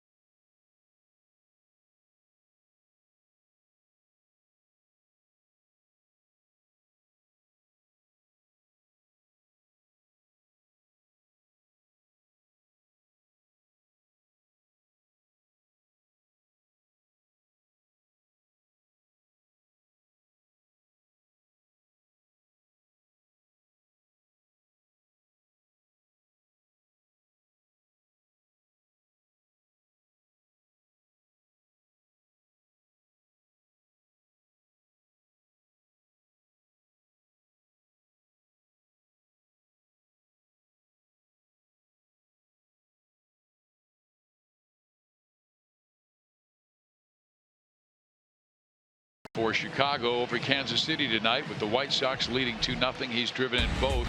And as you take a look at where the Royals were in 14 and where they were in 2016, identical records, 48-47, and that's where they are right now. But the records, the next 20, very different. In 14, that was when the Royals won the wild card. They won 14 of their next 20 games. That wasn't the case last year because of the injuries. The Royals still have a few guys on the DL, like starting pitcher Nate Carnes, reliever Matt Strom, Cheslor Cuthbert, reserve infielder. Well, Pelfrey has walked the razor's edge in the last 3 innings. He has walked 4, and all 4 in the last 3. But no runs, only 1 hit. He's almost been a crafty right-hander, the way he's been mixing his 4 pitches and locating them pretty well. He is, but you know what? He's walking a tightrope. All these walks. It's going to haunt him. Hard to walk Escobar. He's walked just 9 times this year, but better plate discipline means a higher batting average, and Escobar's taken his average from 178 to its current 236 in the last 6 weeks. And he smacks that one to third on his knees. Sanchez will throw out Esky, 1 down. Tell you, Pelfrey's done a heck of a job falling behind in the count and fighting back. And a bow from Sanchez on his fine defense. That was a good pick. He's in between hops, stayed down low with it. Moss walked, stole second base. And then after Gordon struck out, Merrifield walked. Royals had 2 on with 2 out. Bonifacio, though, grounded out. Able to drop that split on the outside corner for strike 1.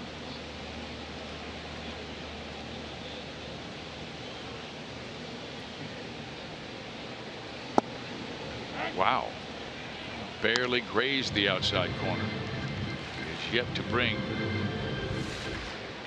Yeah, that ball's off the plate. Credit Moss. All he made was a face. I thought he'd go back outside if he's going to get that call.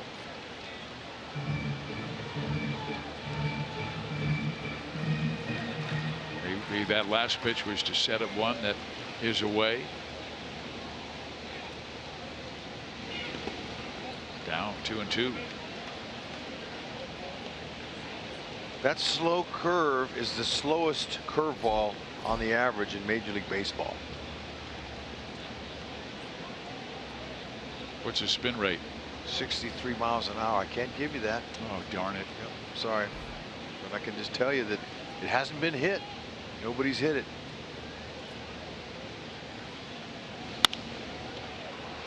Moss. Oh, foul. Those miss hits like that, he has a chance for a lot of hits, and that's hard to do, though. It's hard to try to do that. But whenever he's behind, because Melky was playing in left center field, nobody is going to catch that ball.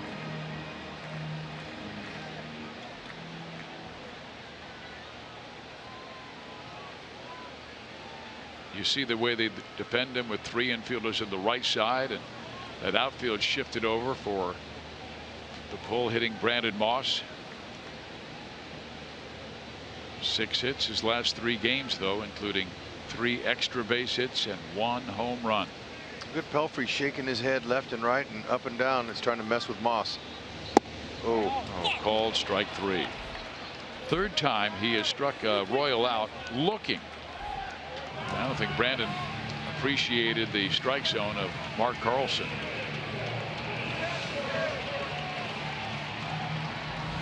Yeah, I mean, the one was called a strike earlier, and then there was one there, another one off the side of the plate there.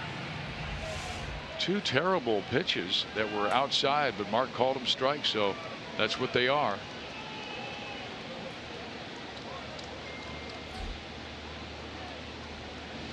There's an old-time umpire who told the batters, "Gentlemen, I missed the close one, so you better be swinging."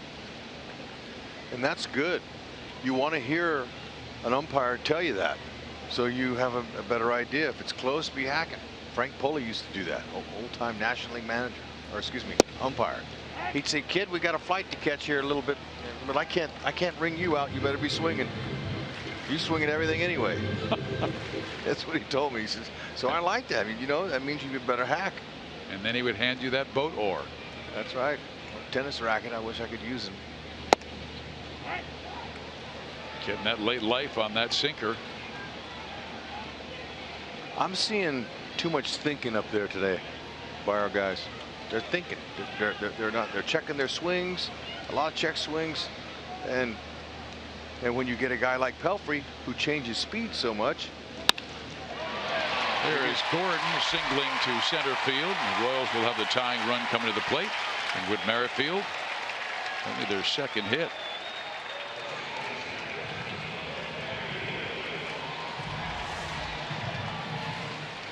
Nice job. Soft step. Look at that form. Very nice. Head position. Awesome. When the head moves, the ball moves. Want to keep that head nice and still. Use the hands. Lower half helps provide for the power. So this will be the third time through the order for the Royals lineup facing Pelfrey, and Merrifield 0 for 1 with a walk. All right, it's time. See if the numbers tell you that. Believe it. There they are. 3 doubles, 1 triple, 4 home runs when facing Pelfrey for the third time in a game.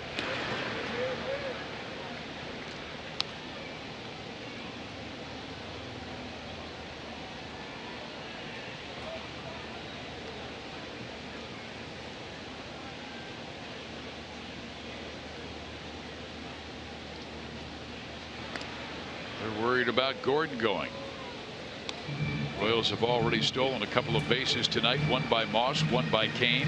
Right.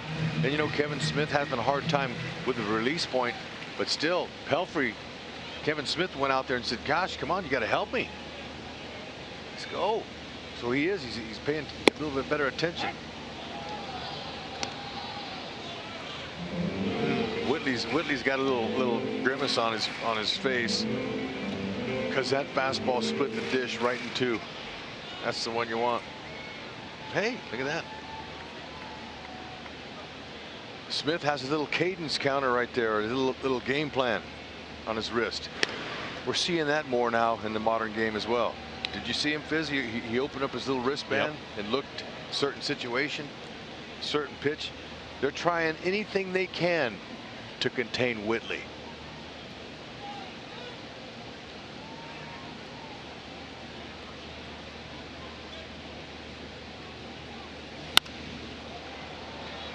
Much like a young quarterback learning a new offense, Kevin Smith, a young catcher, trying to understand what his pitching staff wants to do, the scouting report.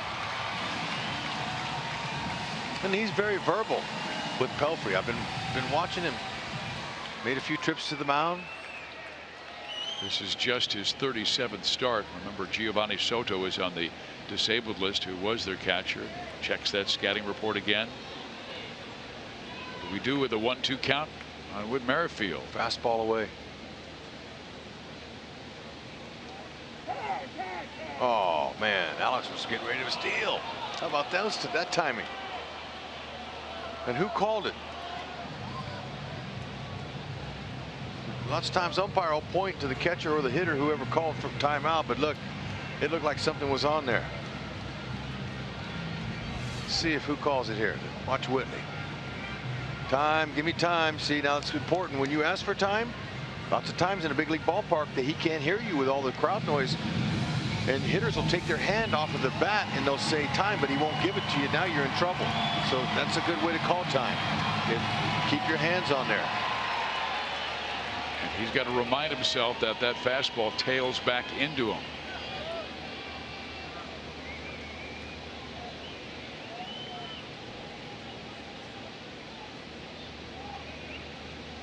Gordon goes, pitch taken, and no throw as Alex will steal the Royals' third base tonight. Smith had no intention of throwing because Gordon's jump was just too great.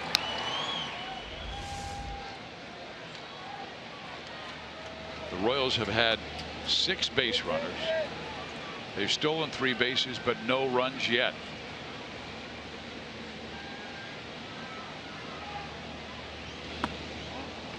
Three and 2. Pelfrey's getting a little angry with himself. Another 3-2 count. The Royals not known for their patience. 4 walks already working Pelfrey, who is at 87 pitches on a rather warm July evening. And watch him rub up the baseball after every pitch. Uncle. He knows that he didn't have much longer. It's a tough situation here. Knock the run in here.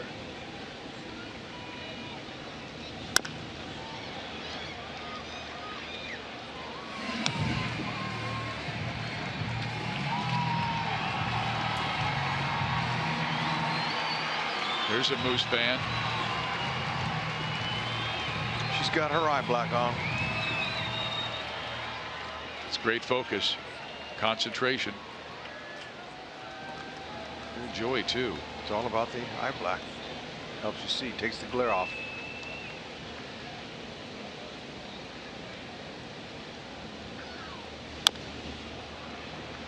Boy, he continues to tease him with off-speed pitches, even on a 3-2 count, which is usually a fastball count, but first base is open. And now you get a little action in that Chicago bullpen. They have a left-hander throwing. Whitley, a 276 hitter with the runner at second base, and Holmberg just got up. Okay.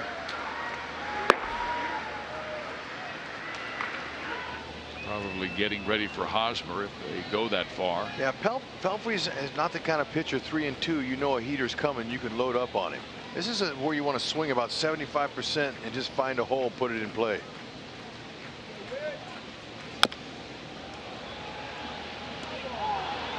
Foul ball. Great practice. Whitley's going to get another chance. He doesn't know it yet.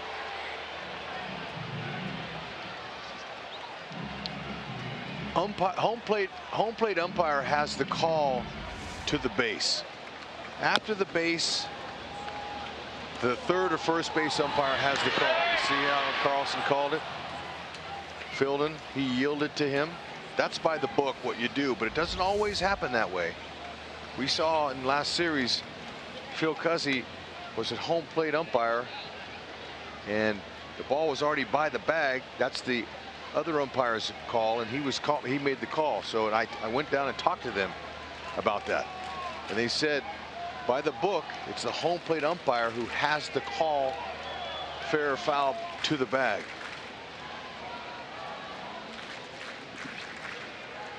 But we all know baseball, sometimes it's not by the book. Right now the book has a long duel between Pelfrey and Whit Merrifield, and it is still a 3-2 count. And what's tough is after busting it down the line like that, Whitley's breathing heavy, and it's hard to focus when you're breathing heavy. See if he can catch his breath and concentrate on getting the Royals on the board. Just 2 hits.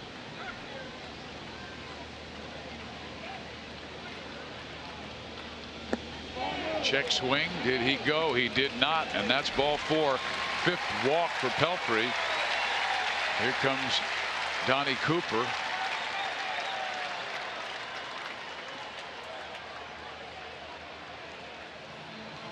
As we take a look at the Academy leaderboard, highest ERA versus Kansas City.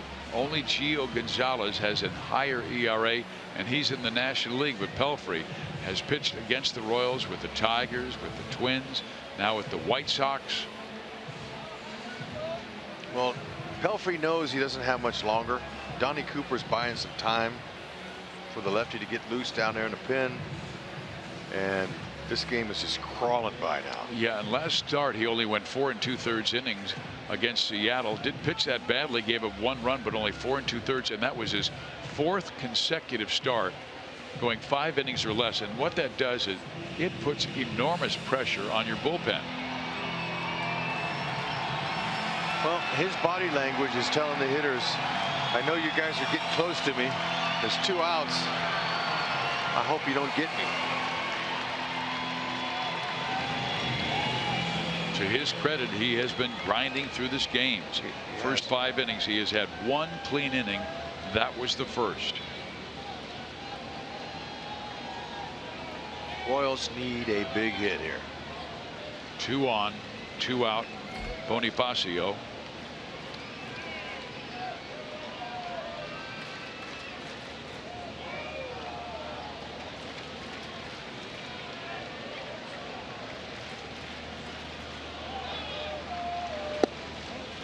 Ball 1.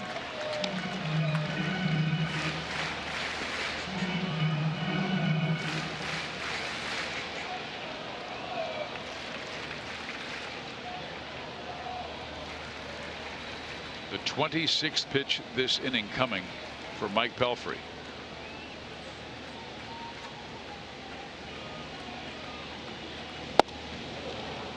Still able to locate pretty well. It's 1-1.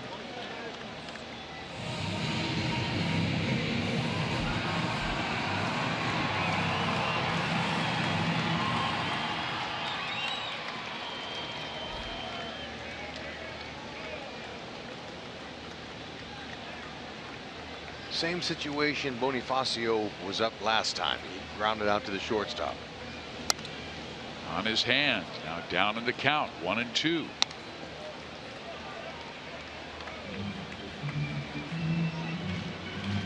Jorge out early, even in the 100-degree heat, taking extra batting practice.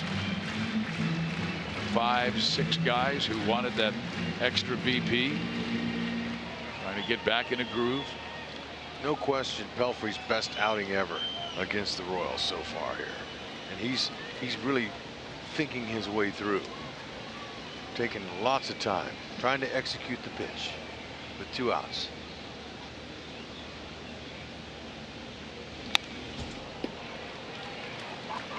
Good base hit. I mean, good swing to right. Outfielders fairly shallow.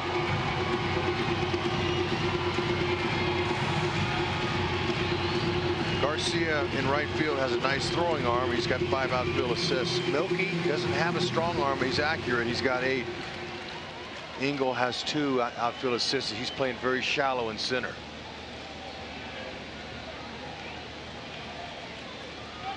Gordon at second, Merrifield at first.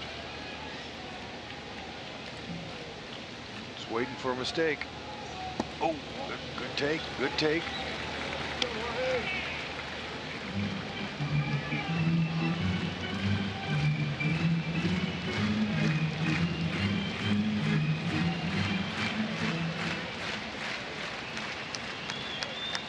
Two balls, 2 strikes, 2 out, 2 on.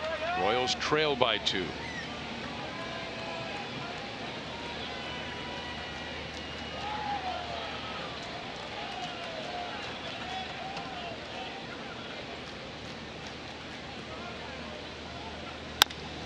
And then he taps it to the second baseman, and Makata will throw out Jorge, and somehow Pelfrey has been able to wiggle around 5 innings of shutout baseball. Plenty of time to go, but Pelfrey likely done.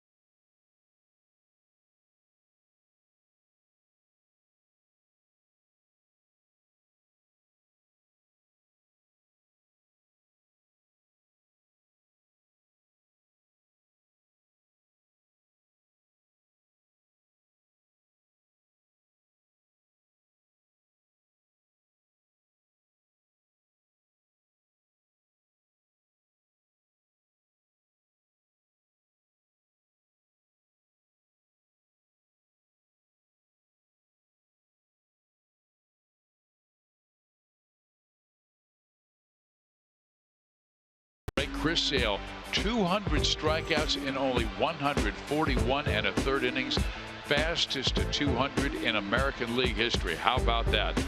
Danny Salazar tonight versus the Jays in his return from the DL. 7 innings, 1 hit, no runs, no walks, 8 strikeouts, but they're tied with Toronto at 1. And Bryce Harper went deep for the 25th time. He has a 15-game hit streak. That surprises me about Sale with all of the great pitchers that have been in the American League. Nolan Ryan jumps out at you when he was with the Angels and would strike out 300 every single year. Figured he'd make it to 200 faster, but Sale. That's when the era when the starter went the distance, and Ryan would throw 180 to 220 pitches. Garcia will lead things off against Jason Vargas. Vargas' pitch efficiency has been better than Pelfrey, but he has made mistakes to one batter, Melky Cabrera, who is 3 for 3.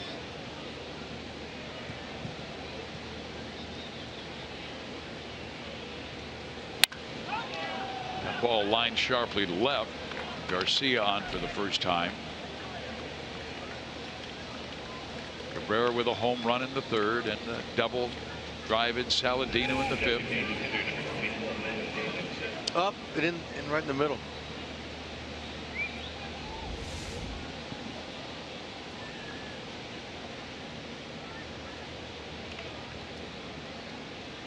Vargas at 80 pitches. Royals beginning to get their bullpen busy. The adjustments that Vargas made, putting a little bit more weight on his back heel, a little bit more lean in his upper torso, is not exactly keeping him out of the middle of the plate tonight. He's better, but he's keeping the team in the game. He's only given up 2 runs. There's no shame in that. I mean, he was so good and so perfect earlier in the season that everybody has a little bit higher expectation from him. Scott Alexander, who worked 2 shutout innings last night, beating Warm in that Kansas City bullpen.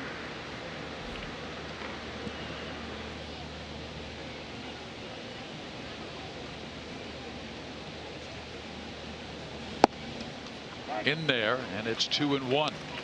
I've been impressed with Davidson's patience in the first 2 games of this series, which has been a bit surprising because he has 113 strikeouts already this year and has walked only 14 times. So I thought we'd see more of a free swinger, but we've seen him take some tough pitches that Vargas has thrown. And there's a line drive into left center field for a hit. So 2 on with nobody out. Here to start the 6th inning. You know, Davis, he's a rookie. He's new on the block. He's having a pretty good season, though. He's got 18 home runs. That's best for 3rd amongst rookie leaders. Vargas's breaking ball again, just a little bit on the middle of the plate. And right now, Salvi has walked slowly out to the mound, and Hosmer and Moustakas joining them, and they're really what they're doing is giving Alexander more time to throw, because I think Ned might come and get Vargy. Well, they're also talking about, I mean, it's a hot night. Don't take anybody long to get loose anywhere. They're talking about a possible bunt. There's nobody out. Chance to get some more runs here. This kid can swing the bat. He's a good hitter, but can he get a sacrifice bunt down? We'll have to wait and see. And if Alexander has the same sinking fastball like he had last night, well, he might be able to get the double play.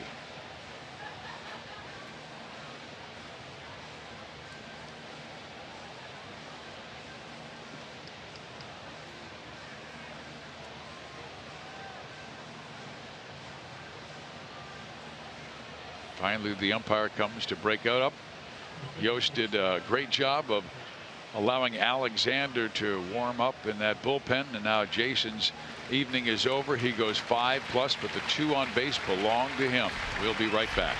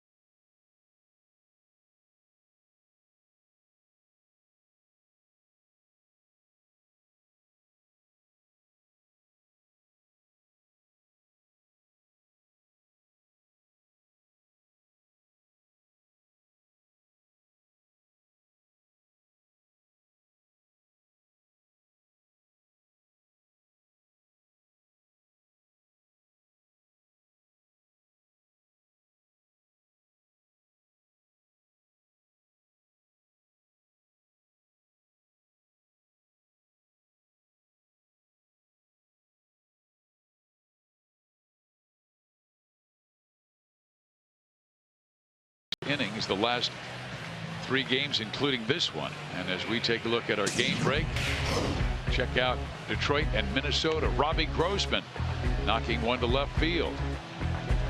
The Twins now lead the Tigers 5-0 in the bottom of the 4th inning. Cleveland, we told you, is tied with Toronto at 1.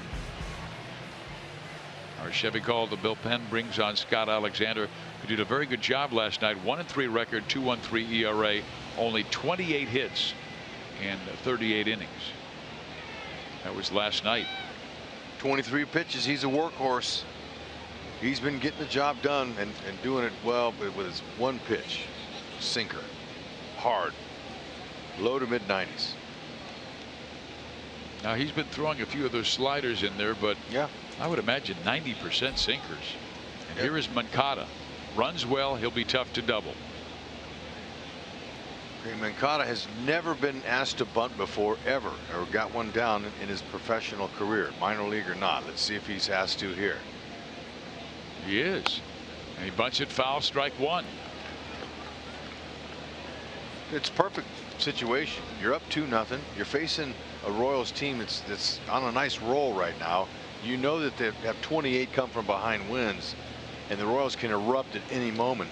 Helfrey's just been able to keep them off balance. So Rick Renteria, he's doing the right thing. This guy's a rookie, just got called up. You'd expect a middle infielder to be able to get a bunt down. You can see Moose creeping down that line. And it's another strike. So now he's likely going to swing away down 0-2.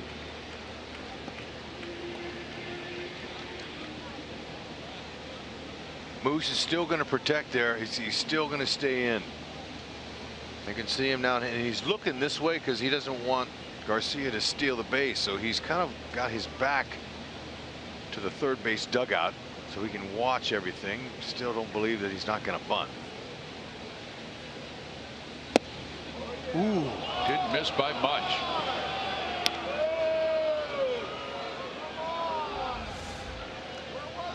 Okay, Brandon Moss might chirp now and say, hey, look, you called me out on that. I thought he caught the outside corner. Gave the call to the kid. So now Moose is going to go back, and he's going to get back into double play situation here. Good sinker at 94.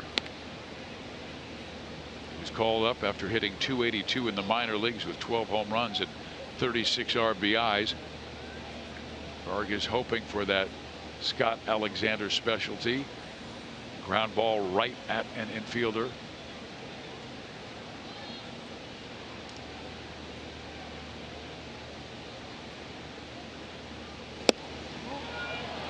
Again, barely outside, but a 2-2 count.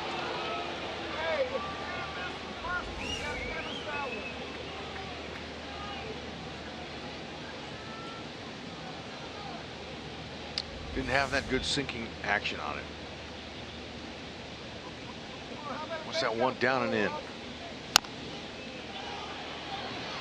Salvi's only play is first. They get Moncada, but it's as good as a bunt as both runners do advance.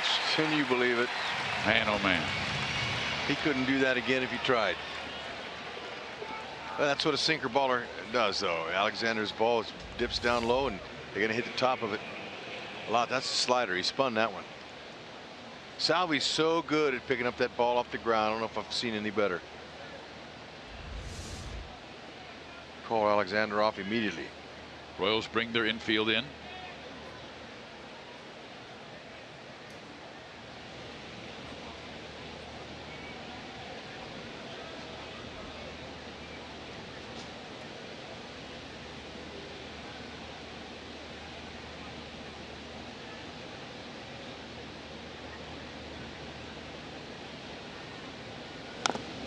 Strike 1.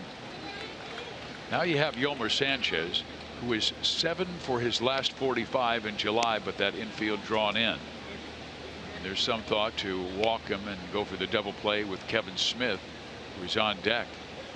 But both hitters have been through really dark times lately. Sanchez and Smith both have been slumping. Take your chances. Alex got a good arm and left. He's got 6 outfield assists. And Hosmer has it. He's coming home, and they've got Garcia in between third and home. Salvi tags him out.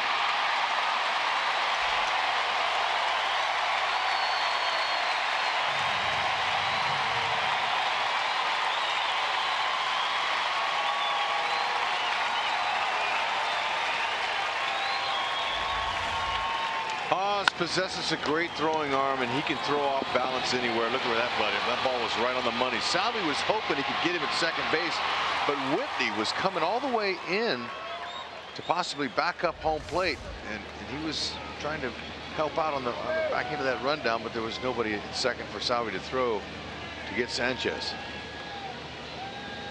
The Royals do get the important second out. If Alexander can get out of this mess, he's done a heck of a job. That's right. He did a great job last night.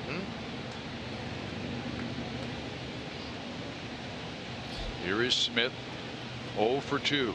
Royals infield back at regular depth. Strike one. 28 come from behind wins, which is now best in the American League. Wouldn't be possible had it not be for the bullpen. The bullpen, when you're down, when your team's down and the pin comes in and holds the opponents right there until you can catch up, speaks volumes. Advantage Alexander 0-2, and he's done a great job against right-handers this year. He has held righties to a 186 average, ranking him 5th among American League lefties. And those numbers tell the manager Ned Yost, I'm going to bring him in when there's trouble. Struck out 3 last night in his 2 innings of work. With that super sink biting down at 94. That's right.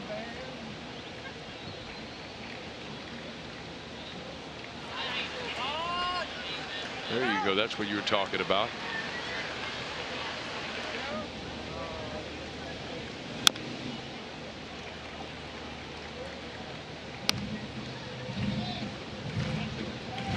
Vargas with Ramon Torres.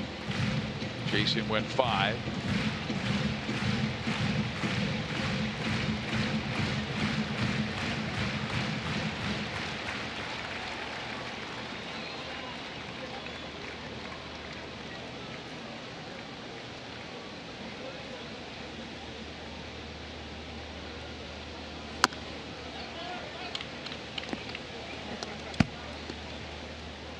A lot of balls hit off the plate, you know, right in front of plate, can turn into base hits.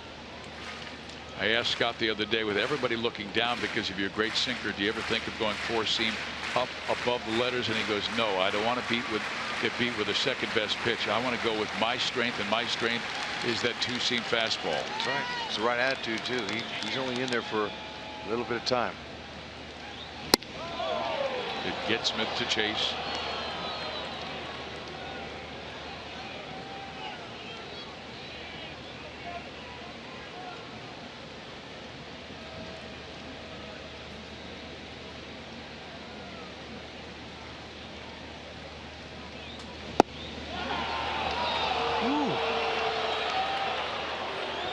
Vargas even saying, where was that one? Fans here at the K get a little impatient too, but that's way in. Yeah.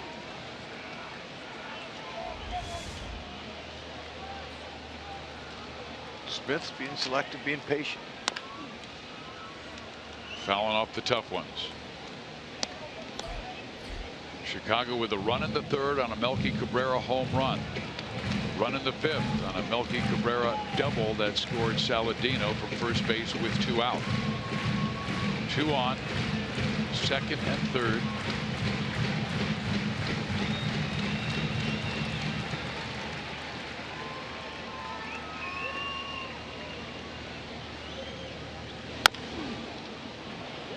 Moustakas. Great job by Alexander. How about that? He's got skills, Fizz. Killing those worms out here at the K.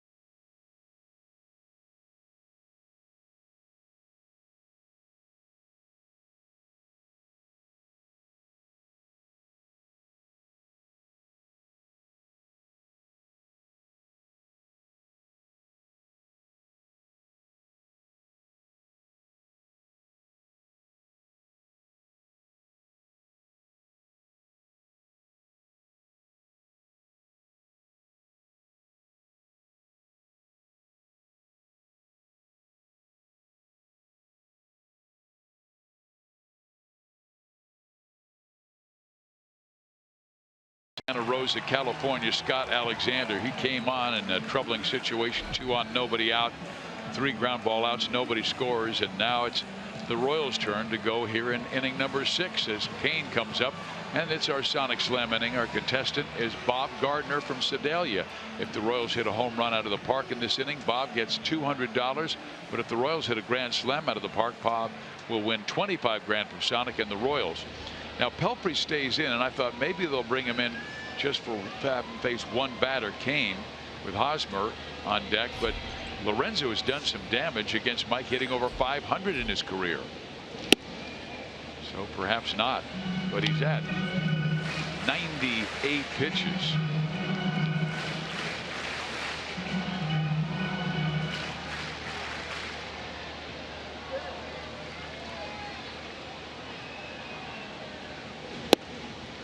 One ball, one strike. Pelfrey has given up 2 singles, 1 to Kane, 1 to Gordon. He's walked 5. Walking on that razor's edge throughout the evening, but has not cut himself yet. Well, you said he's from Wichita. Probably has a heavy pass list here at the K tonight. And he's dealing. Sometimes you have your best games in front of your family and friends. Kane down that left field line, but it will go foul. He was quite a pitcher for Wichita State. Pelfrey, one of the best in Shockers history. His junior year, he went 12-3 and broke Darren Dreifert's school record with a 2.18 ERA. 7 shutouts that year. Dreifert maybe the Shockers' best. Count 2-2.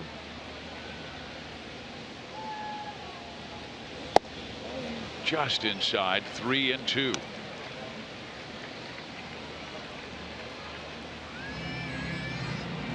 They had a lefty Holmberg up in that last inning, the 5th.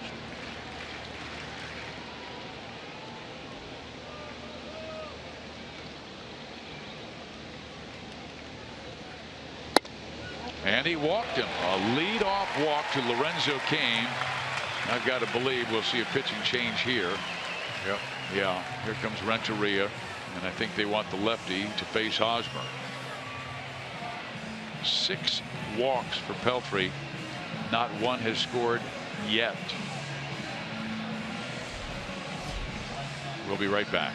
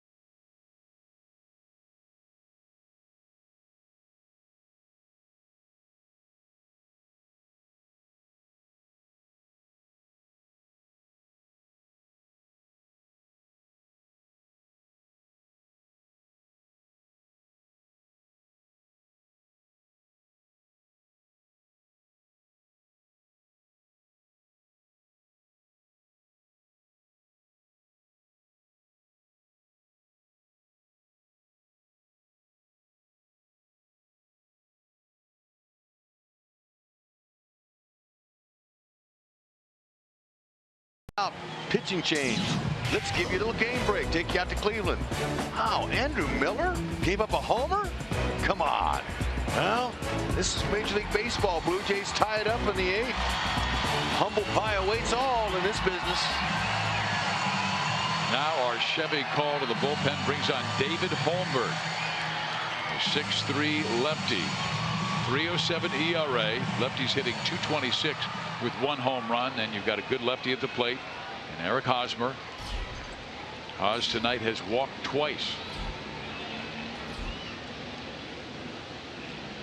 He's not overpowering. 86 to 91. Fastball, slider. Changeup's his best pitch when a righty's in the box. Look at Hos, consistent. More so against lefties. He's learned to not try to pull those guys. He's shooting the ball the other way. Yet the White Sox have one fielder in the middle over there on the left side. There it is. That's a good swing. Looking to take it to left field. Pelfrey goes 5+, walked 6. Only gave up 2 hits. Leaves with a 2-0 lead. Uniform sopping wet.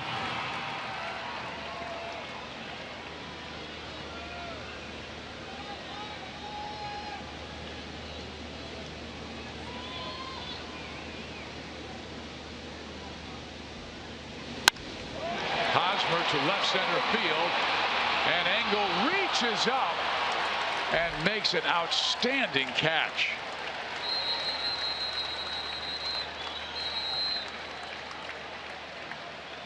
I'll say that ball was not walking. It was struck well, and for him to catch it, he had to take an extreme perfect angle, and he did. Right on it. Whoa, that's a beautiful play. Not easy. I thought for sure that was going to be extra bases and a run scored. Try it again. White Sox are playing tough. Now Perez 0 for 2 with a strikeout and a ground out into a double play.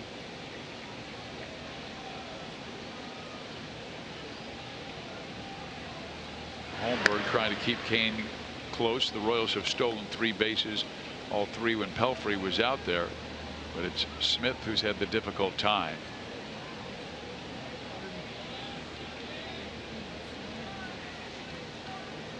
Salvi's last home run goes back on July 8th off of the Dodgers' Pedro Baez.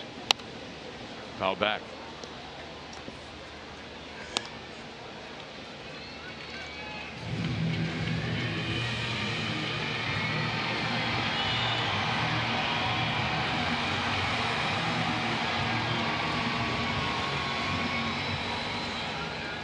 Royals very quiet after winning the last 3, scoring 27 runs on 41 hits.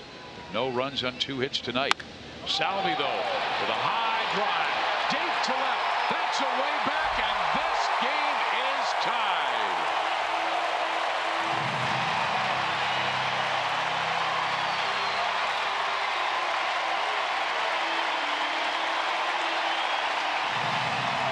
Oh, man, what? Pull the tape out on that baby.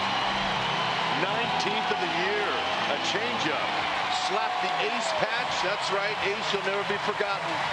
And a winner for Bob. Who's going to give Salvi the splash? Can he splash himself? But this ball went splash.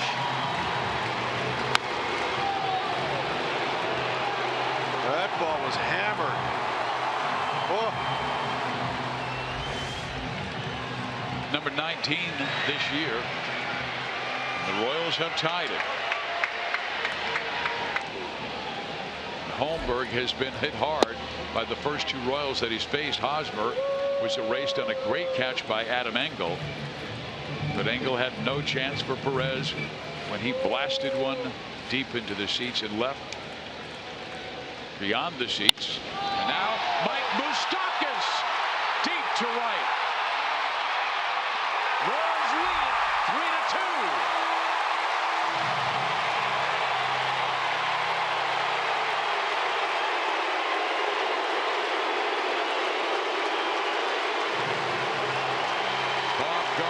Sedalia, Missouri, you're buying tonight. 2 home runs in the Sonic Slam inning. That's another $100, but how about that hug? That's a Moose bomb and a Salvi splash. Believe it. So nice. Side of the ball. Hanger. You hang him. Moose will bang him. this near sellout crowd tonight is entertained. Moss says, that's right, fellas. We knew it was a matter of time before the bats would come alive. Pelfrey did a nice job, but we can get to their pin and win. Long way to go. 7th back-to-back Jackson 2017. Holmberg not fooling anybody. A line out. 2 long home runs. Now 3-2 Kansas City. And Escobar takes outside. It's going to be a long year for Renteria. He knows his team is rebuilding. They've traded off many of their stars. White Sox right now season high 17 games under 500. A comebacker to Holmberg, and Escobar will be the second out.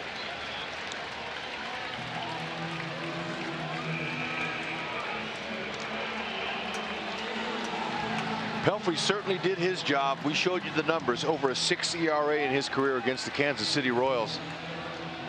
He pitched a heck of a game against this team, and the Royals aren't exactly cold right now either. Just gave up 2 hits.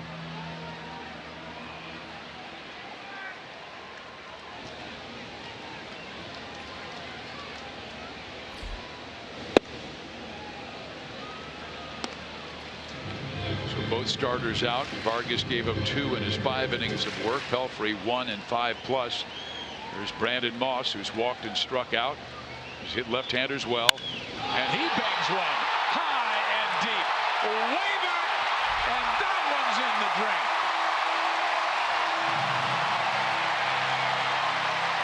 Bob Gardner, way to go.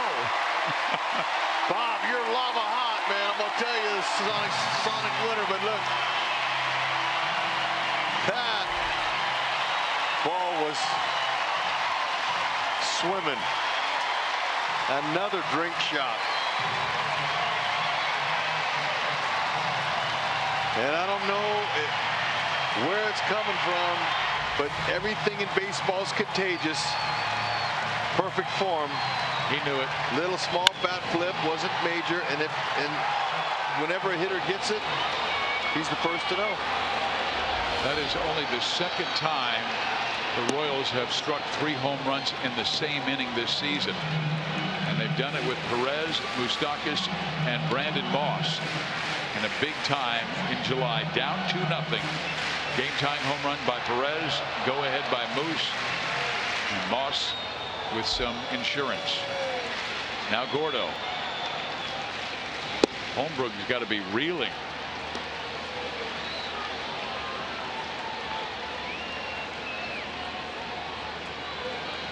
Holmberg came into this inning having given up 5 home runs in 44 innings. And he's given up 3 and only gotten 1 out. 2 out, I beg your pardon, in this 6th. Ooh, that feels good. That guy's got a lot of go-ahead RBIs this year. A lot of game-winning RBIs, Mike Moustakas. Sure does. I guarantee you, somebody's begging for the Salvi splash after this one. You got that right. Heat index at the time of first pitch was 112.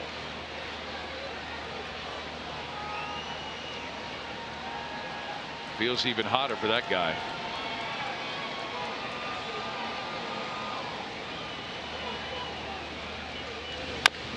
Gordon taps it towards third. They got no chance. Why even try? Third straight multi-hit game for Gordo.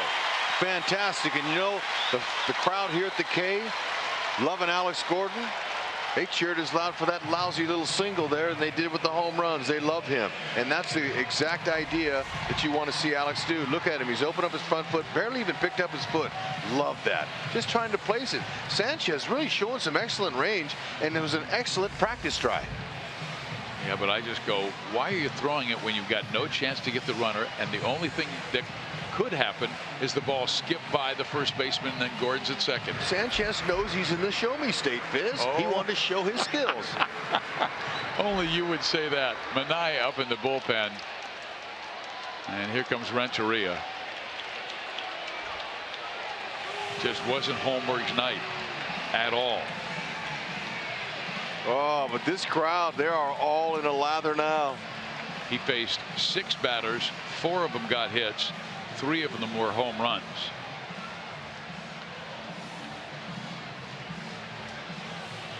I told you last night, I'll tell you again. If Alex Gordon hits 230 or 235, the Royals are going to win the pennant. 4 out of his last 5 Gordon hits have went to center or left field. Call the cops. Here comes Alex. Here comes Juan Minaya.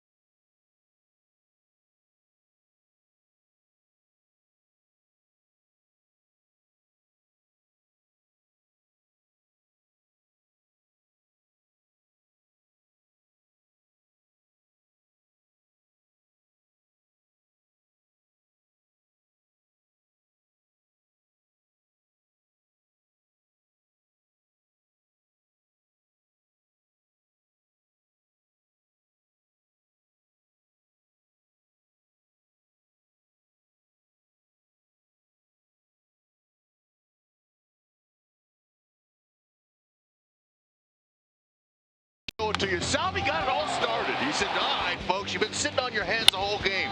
Get off them and start cheering. Moose said, I'll back you. Back-to-back jacks. Look at the people. Here they come. Mossy's saying, okay, I can do it if you can do it. 3 in the inning. And it's not over yet. It's just 2 outs. Ball taking a drink tonight. And Mike Pelfrey, when he started the inning, he had a 2-0 lead. He walked the leadoff batter, then was taken out, and David Holmberg had his worst game of the year. Now Juan Minaya, 14th game. He was recalled from the minor leagues right at the end of June with a 5 ERA now. 27 strikeouts, Hud, though, in 18 innings. Good stuff. He's got a heavy fastball. That's right.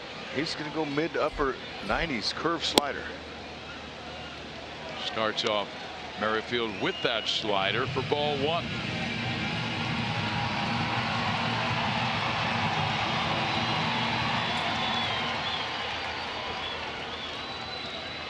Witt popped up his first time, walked his last 2. Gordon goes, pitch taken, throw by Smith. Save. 4th steal by the Royals, 2nd by Gordon, who now has 3 this year.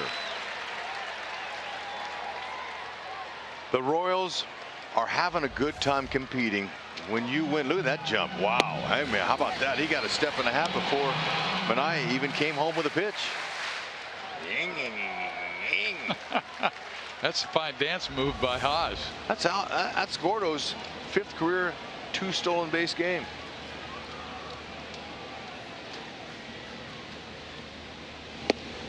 Breaking ball in there to Witt.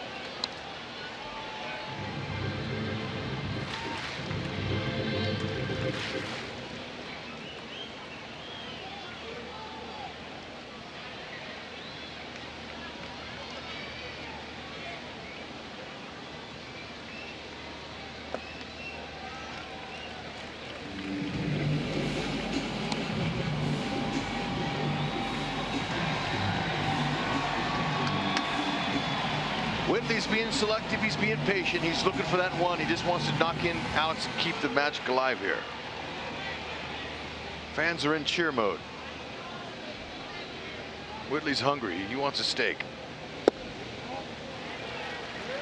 But I am going soft with him. Obviously, the scouting report on Whitley is be careful with the fastballs, because he'll deposit them from line to line, right field to left field, anywhere in between.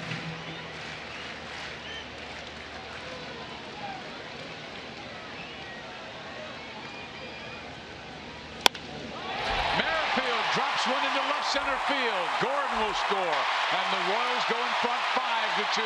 Merrifield is second. Oh, what a slide by Whitley! Oh.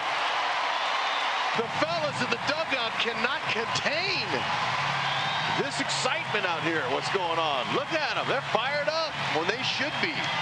I'm thinking, as I'm watching Whitley come out of that batter's box, he's thinking 2 all the way. He didn't barrel it. He got it off the end of the bat, but it's another fastball. You can't sneak a piece of cheese by a hungry Whitley. And he went with it out there, and watch him go. He says he has double all over it. Look at that. Flips, throws that bat to the dugout, knocks in the run. He's not just enough to get the run home. He wants to get into scoring position himself. Look at that Superman dive. Get that hand in there. Look at the, oh, he tricked Moncada. He pulled the hand away. 22nd double for Whitley. Did you see that? Yeah, they're saying, hey, look, he tricked him with the slide. The throw and the ball beat him, but he showed him the hand and he took it away and reached around. They're going to look at it, but I don't know. Got to be clear and convincing. I think he got his hand in there. He's been a doubles machine. I mean, 21 of his 22 doubles this year have come since June 1st, and they just showed it on the big board, and you heard the roar of the crowd.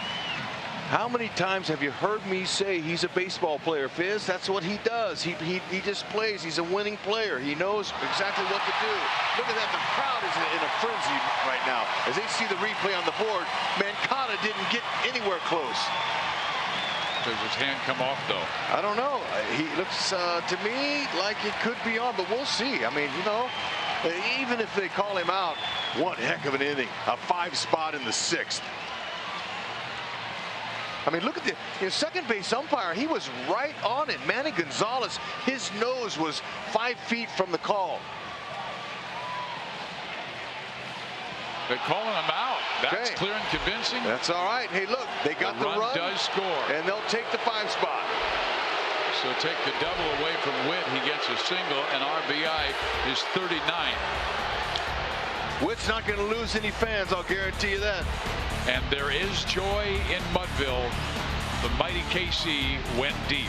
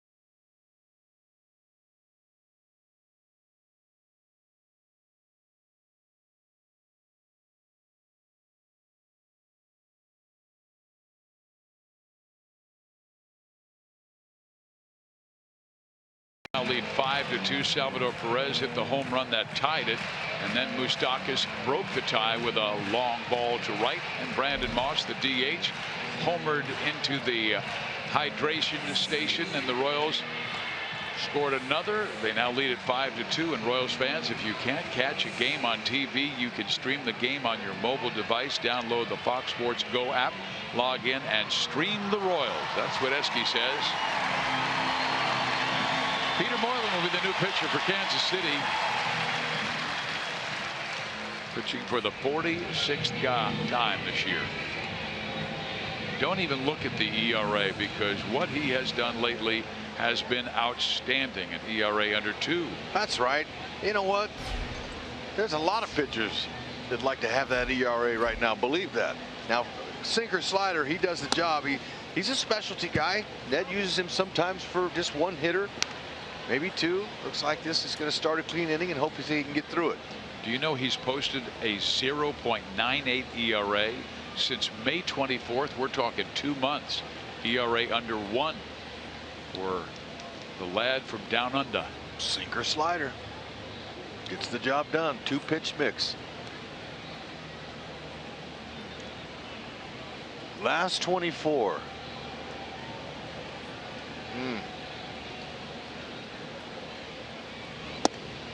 That's getting the job done.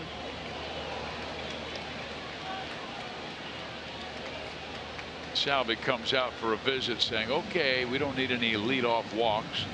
Let's go after this number 9 batter, Adam Engel, who is 0 for 2 in the game, 1 for 6 in the series. Pete, he rarely gets a clean inning. We'll tell you, he's thrilled to come in the middle of an inning with runners on. That's the most pressure. He says, I like to put out the fire. But he's getting a clean inning here. Salvi told him here, just throw some sinkers in there. We don't want to walk this guy now. Just scored 5 runs. Make him hit it. Adam Engel made a great catch on Hosmer. That woke up the hitters. Think about that. That guy made a heck of a running catch there. Would have scored a run. And then the next hitters that come up, Salvi went deep. Moose went deep. Then Escobar grounded out. And then Moss went deep. So that kind of woke him up.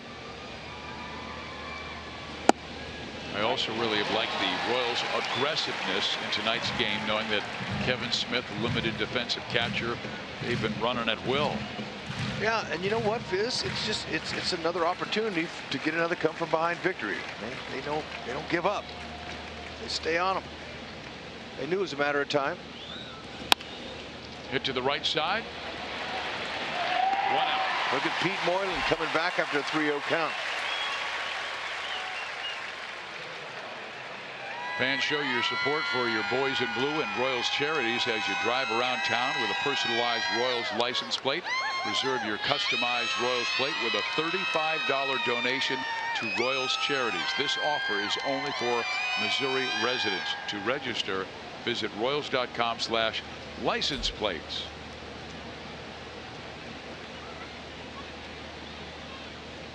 One down for Saladino, who walked and scored Chicago's second run on the Melky Cabrera double.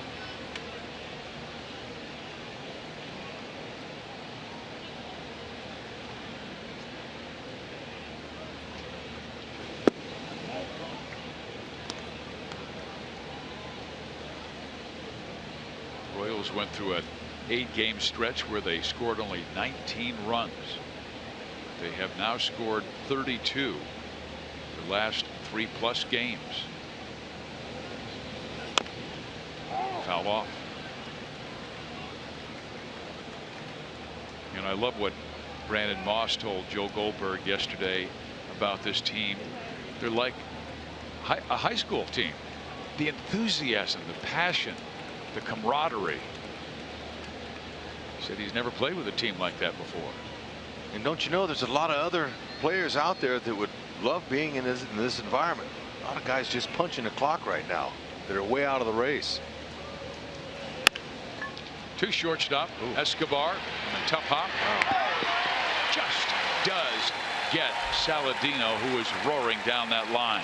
Wow, you know, Escobar has such great footwork that it's amazing. He knows the speed of the runner. He couldn't even get a crow hop to first base because he knew Saladino ran so well. So he just threw flat-footed from the back. Oh, his legs spread out. Look at this. That's all arm. All arm. You see that? He's got no lower half helping him there. Beauty. Just in time. Speedy runner. Cabrera's 3 for 3. Single, home run, double.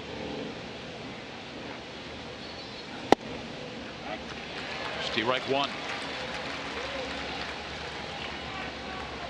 Melky hitting practically .350 the last 6 weeks of the season to raise his average close to .300.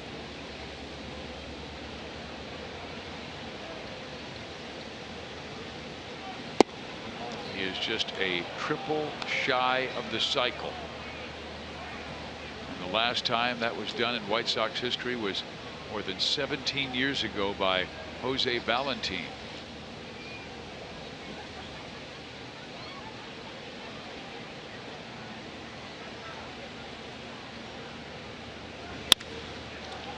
Four for four. Sometimes it's just like getting out of bed. You do it, it's routine, and when you're seeing the ball like that, just put it in play.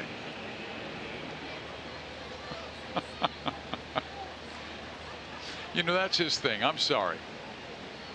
Why are you sorry? He should be. No, why? Because he's a good sport? Because this is a professional sport. It's baseball, man. Let's go. But he's a kind gentleman, and he's showing good sportsmanship. That's not good sportsmanship. Sure it is. Come on. Don't get me started. Give me a bucket. I'm working you, buddy. Just give me a bucket.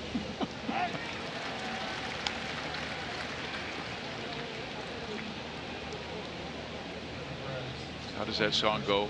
Why can't we be friends? Hey, to each his own. If a skipper of a ball club doesn't mind, doesn't address it, I don't mind. Slider misses away to Abreu, who is 1 for 3 tonight. One hit came back in the 3rd inning. A solid single to left field.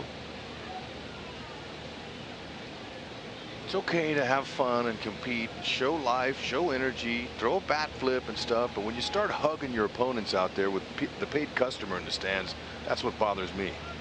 They want to see competition. They don't want to see guys hugging each other. I'll move on now. Thank you.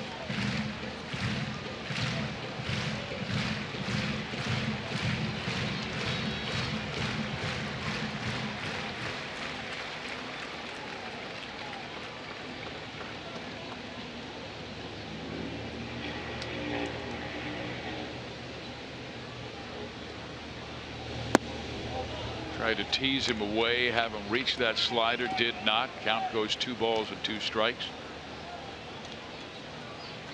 Abreu with 16 home runs this year, and 14 have been on the road. Every team needs a Pete Moylan. Not just for that sidewinding, sinking slider action, but the character he brings into that clubhouse.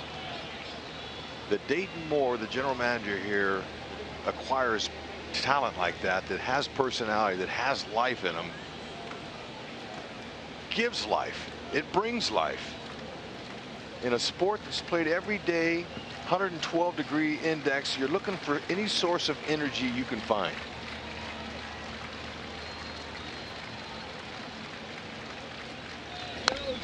Good pitch, hard sinker, right in on his hands. He's working him here. Okay, but pregame now, he's a reliever. He's going to go out to the bullpen pretty soon, but the other guys, obviously, they're loving on him and that energy. And he's playing something. The didgeridoo. What the see what that is. But he's a gamer when he gets between the lines. See if he can put away one of the best hitters in baseball.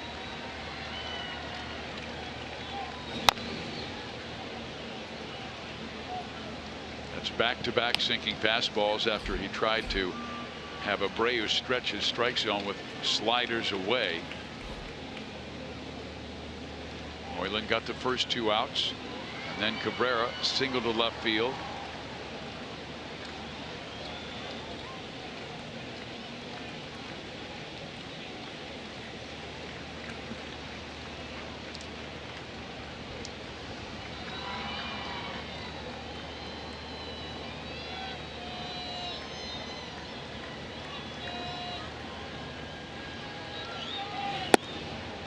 That's low, ball 4, so the tying run will come to the plate in Avisail Garcia.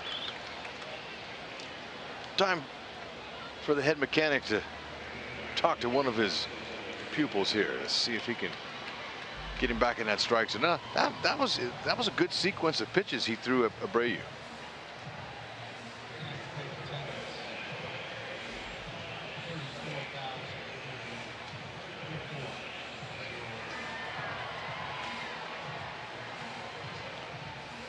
Dave Island finishes his conversation with Peter Moylan on a night 34,088 showed up on a hot summer evening, hoping to see the Royals' 29th come from behind victory this year. They trailed 2-0 going into the bottom of the 6th inning, scored 5 times, and now Moylan trying to put out the fire in the 7th inning.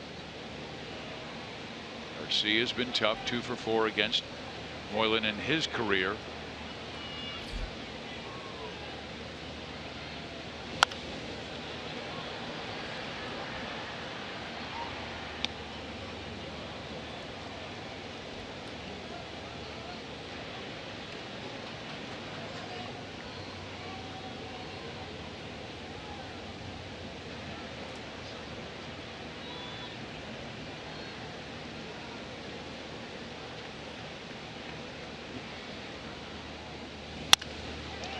Left field, easy play for Gordon.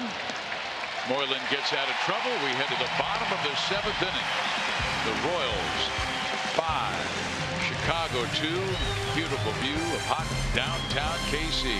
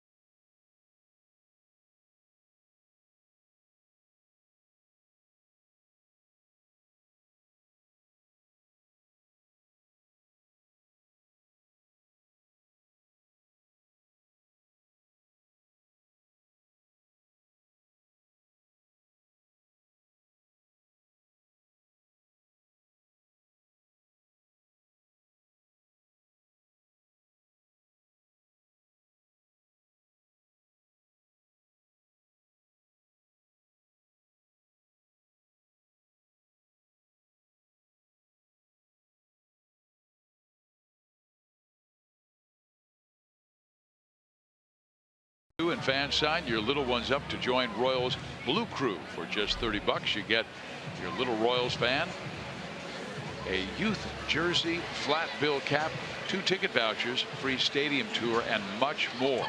Join now by visiting Royals.com/Blue Crew. There's a member. Minaya will face Bonifacio, Kane, and Hosmer. Wouldn't mind seeing this game move along quickly. We understand there's a storm cell west of us. There is. Air temperature 89 degrees Fizz. Up here in the booth it's 102 in heat index.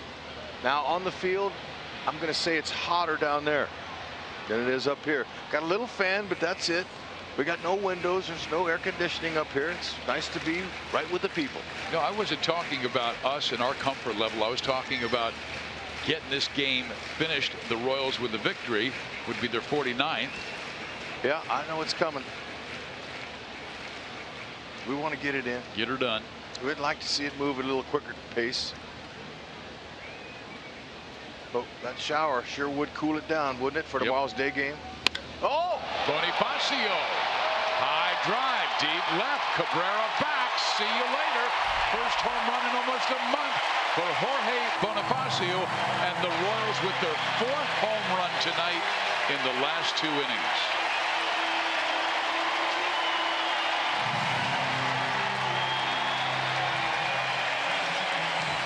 Talked about his curveball hitting ability, hitting over 300 against the curveball. Okay, there's a little bit of a breaking ball, top of the zone. Look at that step, short step, and he backspin the ball. That's exactly what you do to get it out. The reason that I talk so much about getting underneath the baseball is because that's the truth. You have to get backspin most of the time to get the home runs over the fence, especially here at the K. Very rarely do you hit the top of the ball and they go out. Number 12 for Jorge Bonifacio. More importantly, the Royals now lead 6-2. And this is their 6th game with 4 or more home runs. They had 3 all of last year. Well, they're on a record pace now with 117 home runs to break their all-time mark.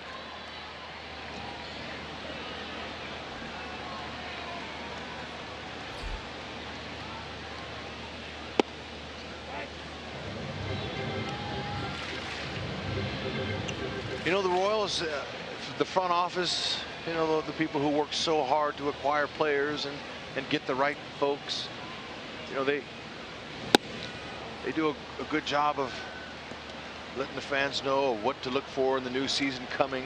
And a lot of talk was about the power. The Royals are going to have more power this year with Soler. Even though Soler hasn't worked out exactly like they hoped this year, they still are true on what they said. There's more power. There is more power this year. But every year, even though the core of these players are all the championship core, every year's new. And every single time you bring two or more, 3 more new players, it changes the chemistry in there a little. So this is a different year. Defense is still the same. Tester here for Sanchez. Whoa. Boy, that is a great play. He's good.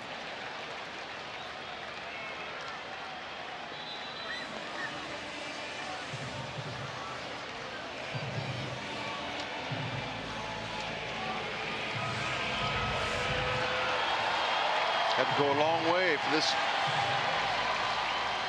I mean, not even looking at the ball, your gloves down at your chest.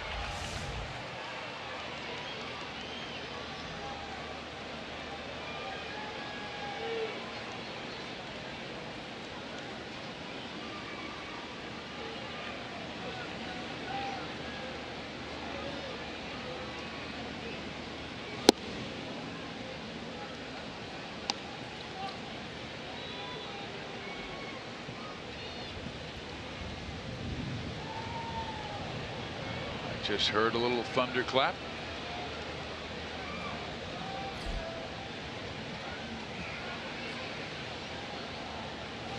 Ooh, Minaya kind of yanked that one. Usually you'll see that on a slider, but not a fastball. His release point, not good.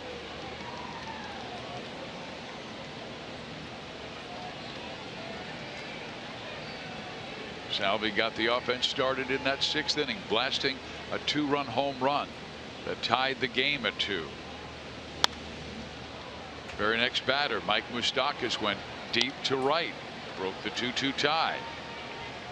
Moss with a solo home run, a single by Gordon, a single by Merrifield. Royals were up 5-2, and then a solo shot by Bonifacio coming out to start the bottom of the 7th.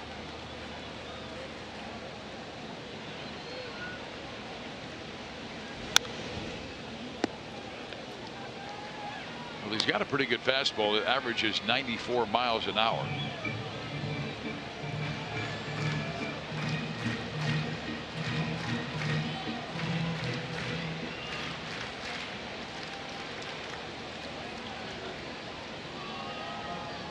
He's a 26-year-old right-hander out of the Dominican Republic and pitching in only his 25th major league game. Just off the plate. Full count.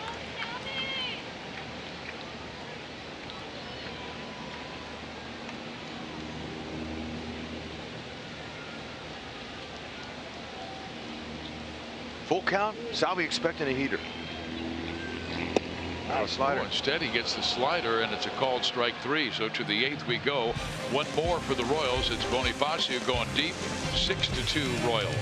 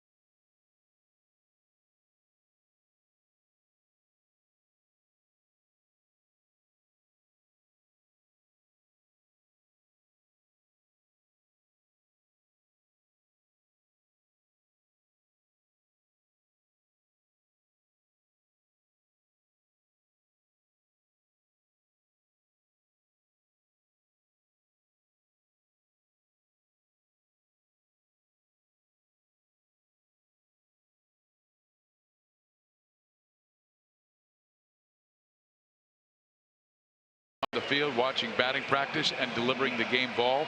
All experiences are available for purchase each game exclusively through the MLB.com ballpark app. Download the ballpark app, pick upgrades, and select a once-in-a-lifetime experience you'll cherish forever. She's a little doll baby.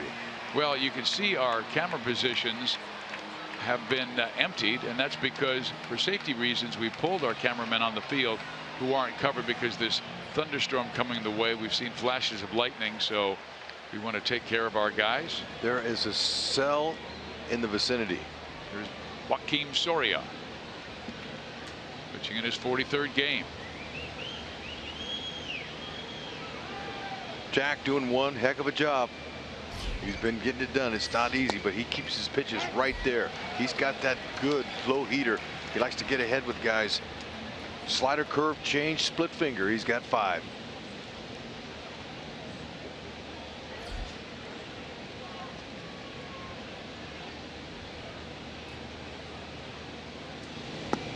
Good breaking ball at 70 miles an hour. Likes that slow curve. Now, remember I told you Pelfrey has the slowest curveball on average in baseball. And he was throwing his in the 60s.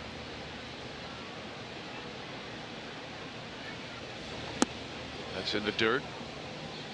Now goes to 0, 1 ball and 2 strikes. And the leadoff batter here in the 8th inning. We continue to see the flashes of lightning to the west of us. Matt Davidson down in the count. And another splitty that is taken for a 2-2 count.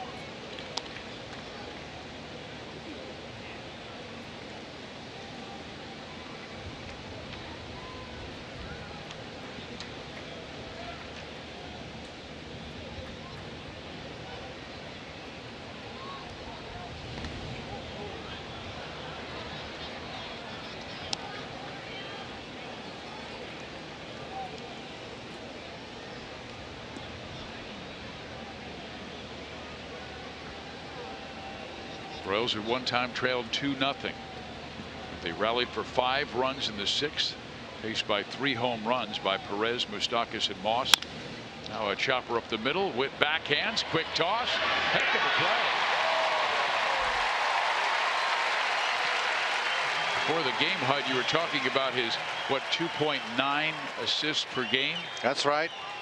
Which was leading baseball. And what it is, it's leading, it's best in the American League. But here it is, when you have quickness and you have range, you're going to get to more balls. He's got excellent range to his left and right and coming in, so he's going to get a lot of outs. That's a fine play. Sure is.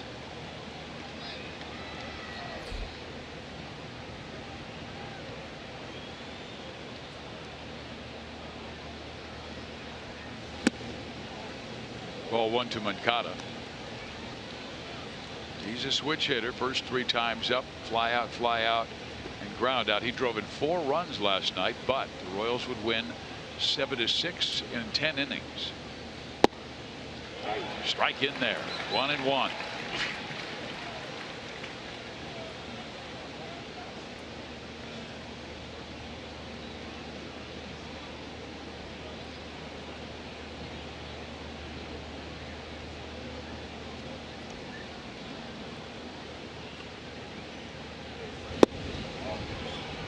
Tease the young man away. Moncada, one of the real talents in Major League Baseball, #1 prospect they're calling him. He was Baseball America's Player of the Year last year when he was with the Boston Red Sox, and then acquired by Chicago in the sale deal. He was the plum of that trade. Takes a strike. He's like the Royals' Raul Mondesi. Mondesi has similar talent to his. And Raul still younger than Moncada. Raul will turn 22 very shortly. He's 21 right now. He got a very good year at AAA after struggling with the big league club in April.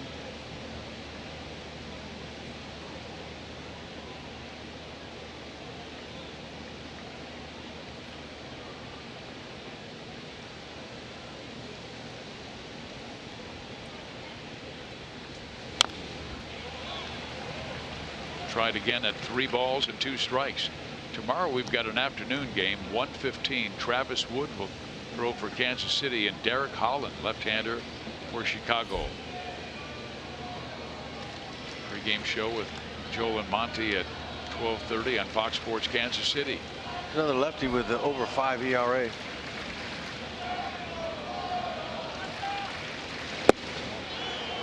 And there is ball 4. So pretty good plate appearance by Johan Moncada.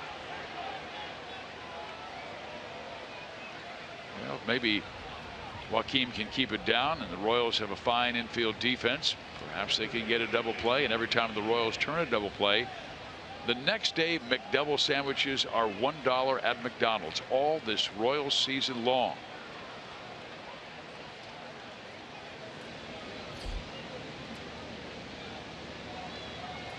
Sanchez, the batter, 0 for 3. He runs pretty well.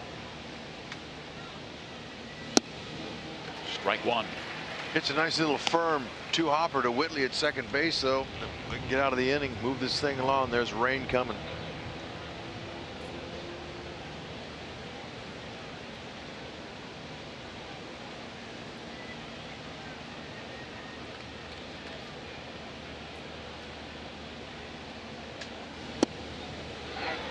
In there for a strike. Royals started this day tied with Minnesota for second place in the American League Central. Both teams a game and a half behind the Cleveland Indians.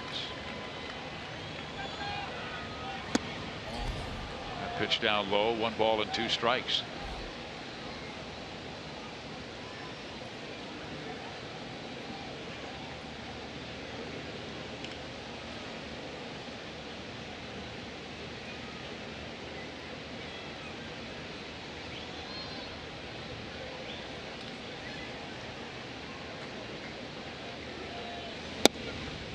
Well, we've got an update on the Cleveland-Toronto game. Francisco Lindor with a walk-off home run, and the Tribe beats the Blue Jays 2-1 in 10 innings.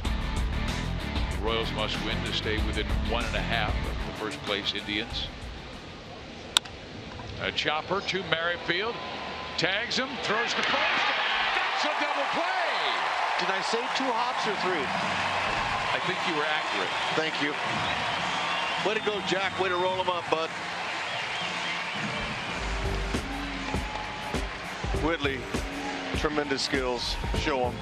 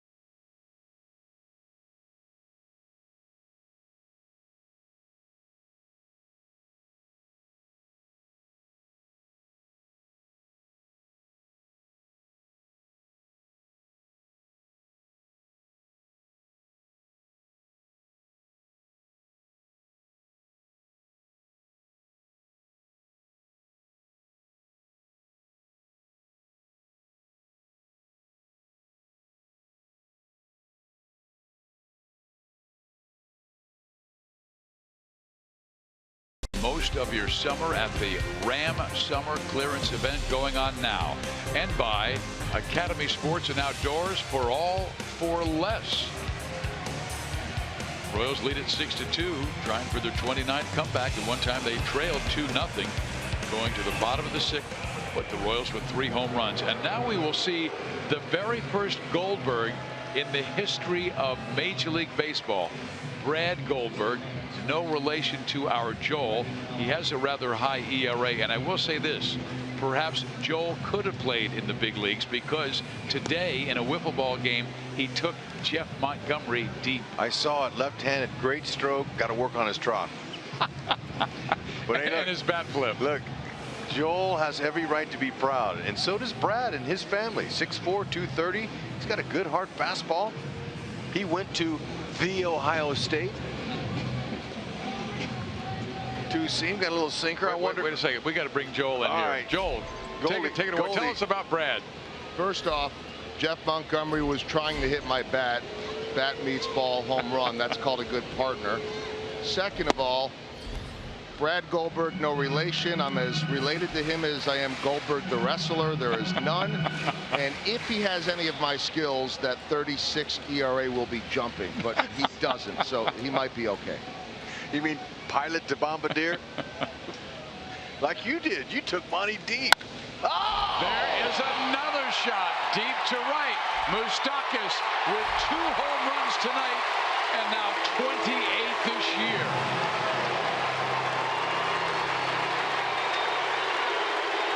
Moustakas has taken another Goldberg deep. He might be in line for the Salvi splash. We'll see. Need 3 more outs before the rain comes.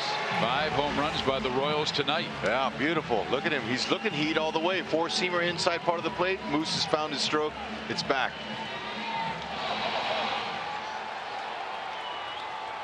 And no doubter.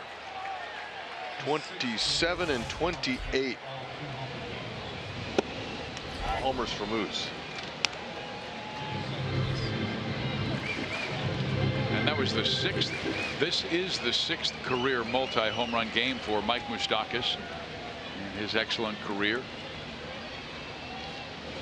Escobar up the middle, fielded by Goldberg, and Brad will underhand to get Escobar for the first out.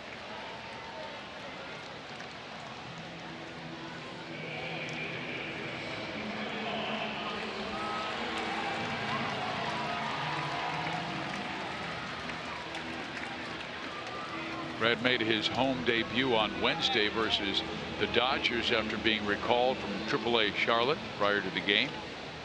And he had very good success down at Charlotte, going 3-1 with a 2.58 ERA, 4 saves, 46 strikeouts. And there is a strike to Brandon Moss, who has been on twice with a walk, and a long home run into the fountains in right center. That's right. That's Haas's hydration station.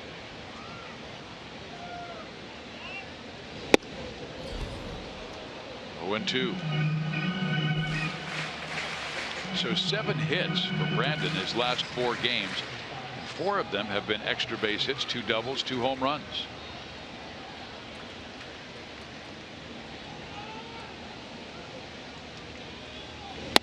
Try to work him upstairs, but it wandered outside.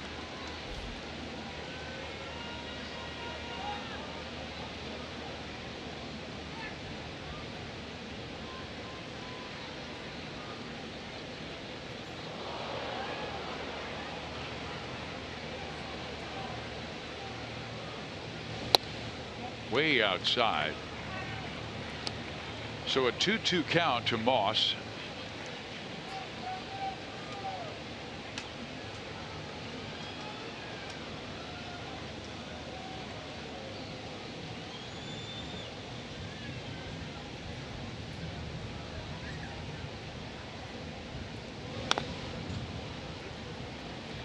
Cleveland won 2-1. Minnesota is in the 8th inning. They lead Detroit 6-1. So the best the Royals can do is stay tied with the Twins for 2nd place, a game and a half back of Cleveland. Albuquerque beginning to warm in the Kansas City pen as the Royals lead by 5.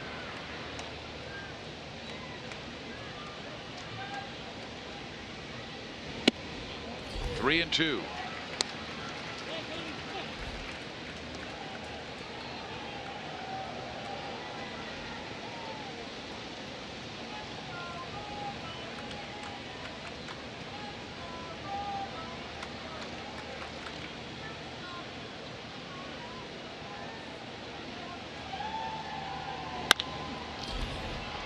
Second base. 2 out. Look at that hustle down the line. MLB.TV Premium, the #1 live streaming sports service, is back with better picture quality than ever before. Fans, you can watch every out-of-market game live at home, in the office, or on the go. Blackout restrictions do apply. Visit MLB.TV for details. Good crowd on hand, over 34,000 tonight. The Royals with a 7-2 lead. Alex Gordon with 2 hits tonight, 3rd straight multi-hit game, 7 hits in his last 11 times up.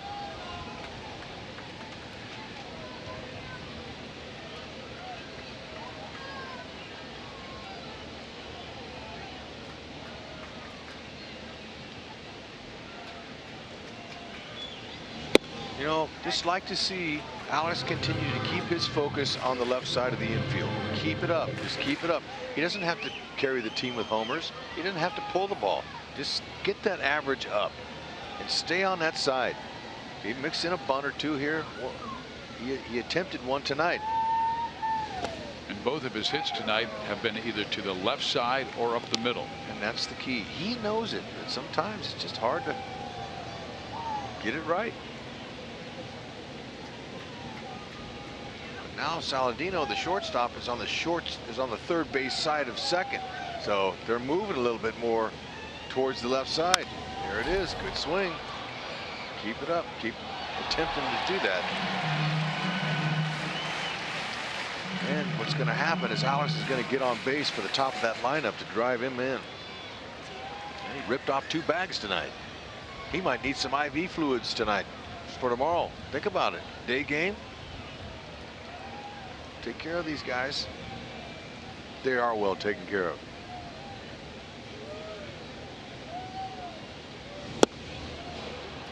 Gordon strikes out. The 8th is over, but Moose goes deep for the 2nd time in the ball game, and the Royals now with a 7-2 lead over Chicago. Moose, he is definitely loose again.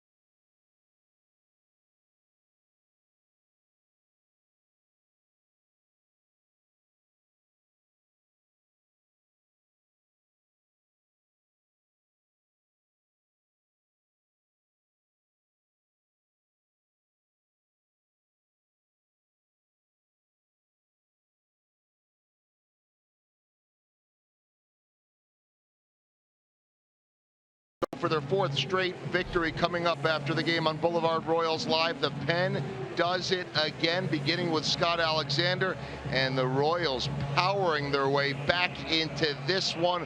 Home run derby for them. We've got that.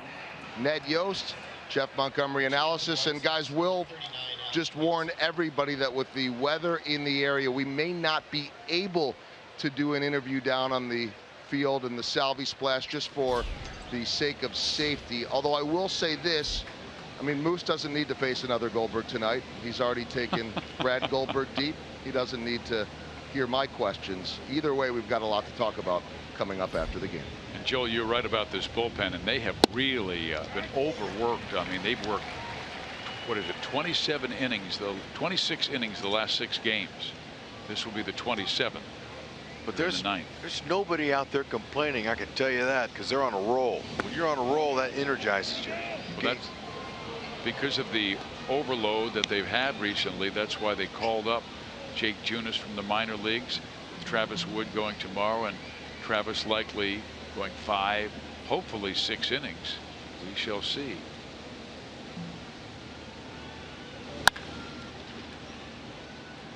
Ball struck well but foul.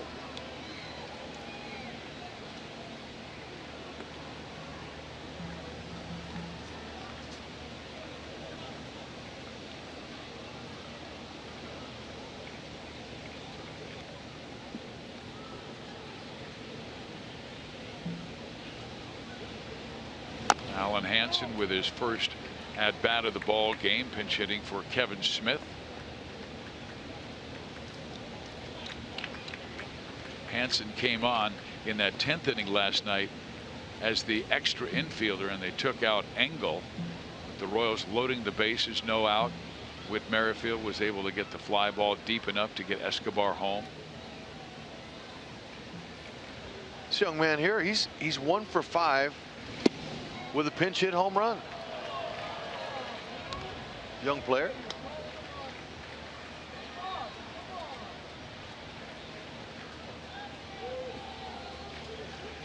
Just 13 hits this year and 53 times up.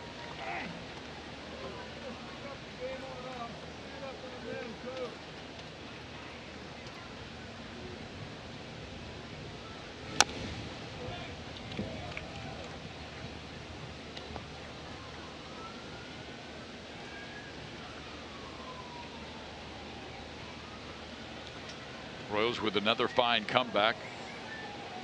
They had runners on in innings 2, 3, 4, and 5, but could not score. And then they exploded for 5 runs in the 6th inning, faced by 3 home runs. One that tied it by Salvador Perez. Then Mike Moustakas broke the tie. Brandon Moss hit one way out in right center field, and then they scored another on the Merrifield hit, and then solo home runs in the 7th and 8th. The Royals trying for their 4th straight win and 29th comeback this year. And Albuquerque gets the strikeout of Alan Hansen. It's time for our Honda plays of the game, and a lot of it was the Royals action and also the bullpen. We talked about it in the open, and we're going to talk about it again of our show today. That's bullpen. Alexander doing a heck of a job. Look at these guys out there. They are buckling down in this heat. Pete Moylan, Pete, you were great, man. I'll tell you, I like that AC/DC song that you come into. Soria was good. Look at that. Getting some plays like that behind you. You kidding me? It's the best fielding percentage team in all of baseball. Look at Whitley. Nice transfer. He's some kind of player. We're seeing it all, but the pin definitely to win.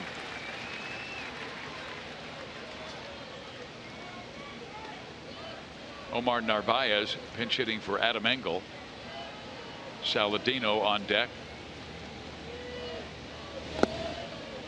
So when Moylan comes in, his little walk-up song, the groups, they say Moy, Moy, Moy for Moylan. That's why he chose that song, and he's thriving to that music.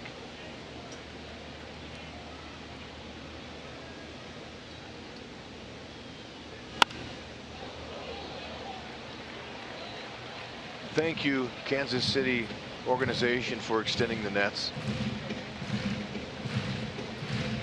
on behalf of the fans.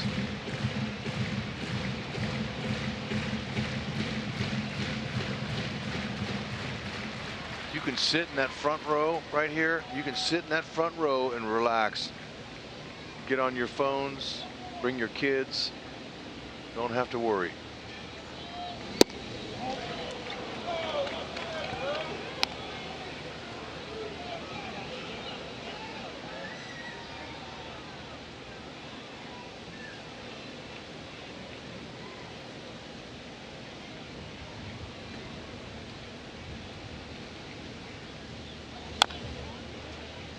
Albuquerque, heavy, hard slider, fastball, occasional change.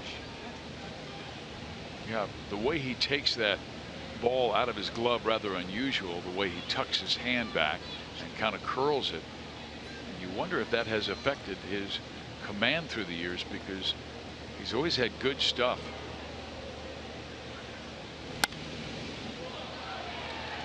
Great stuff. I've enjoyed getting to know him.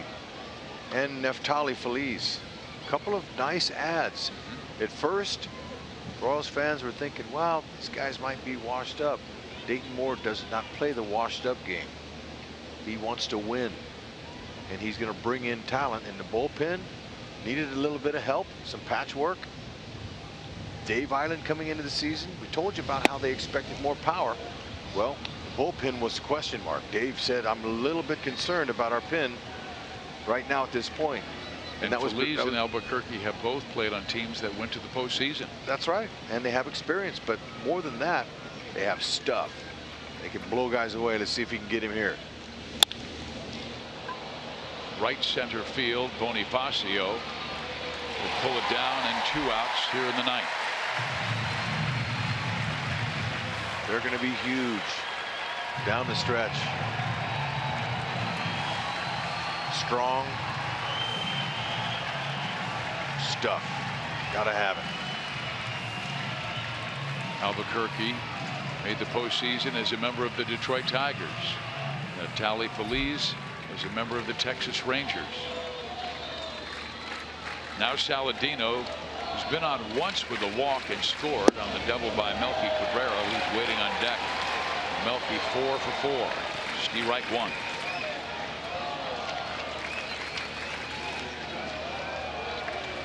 Got one more with these White Sox tomorrow afternoon at 1:15. Travis Wood versus Derek Holland. Good slider there. 0-2.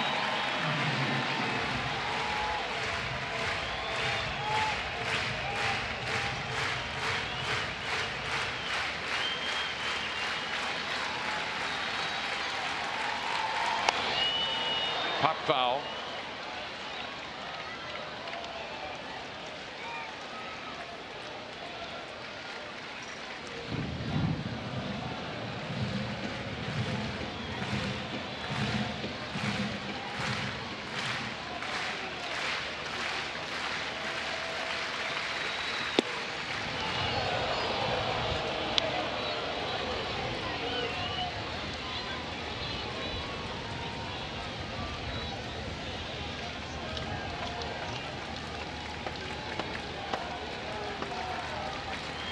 Albuquerque needing one more strike.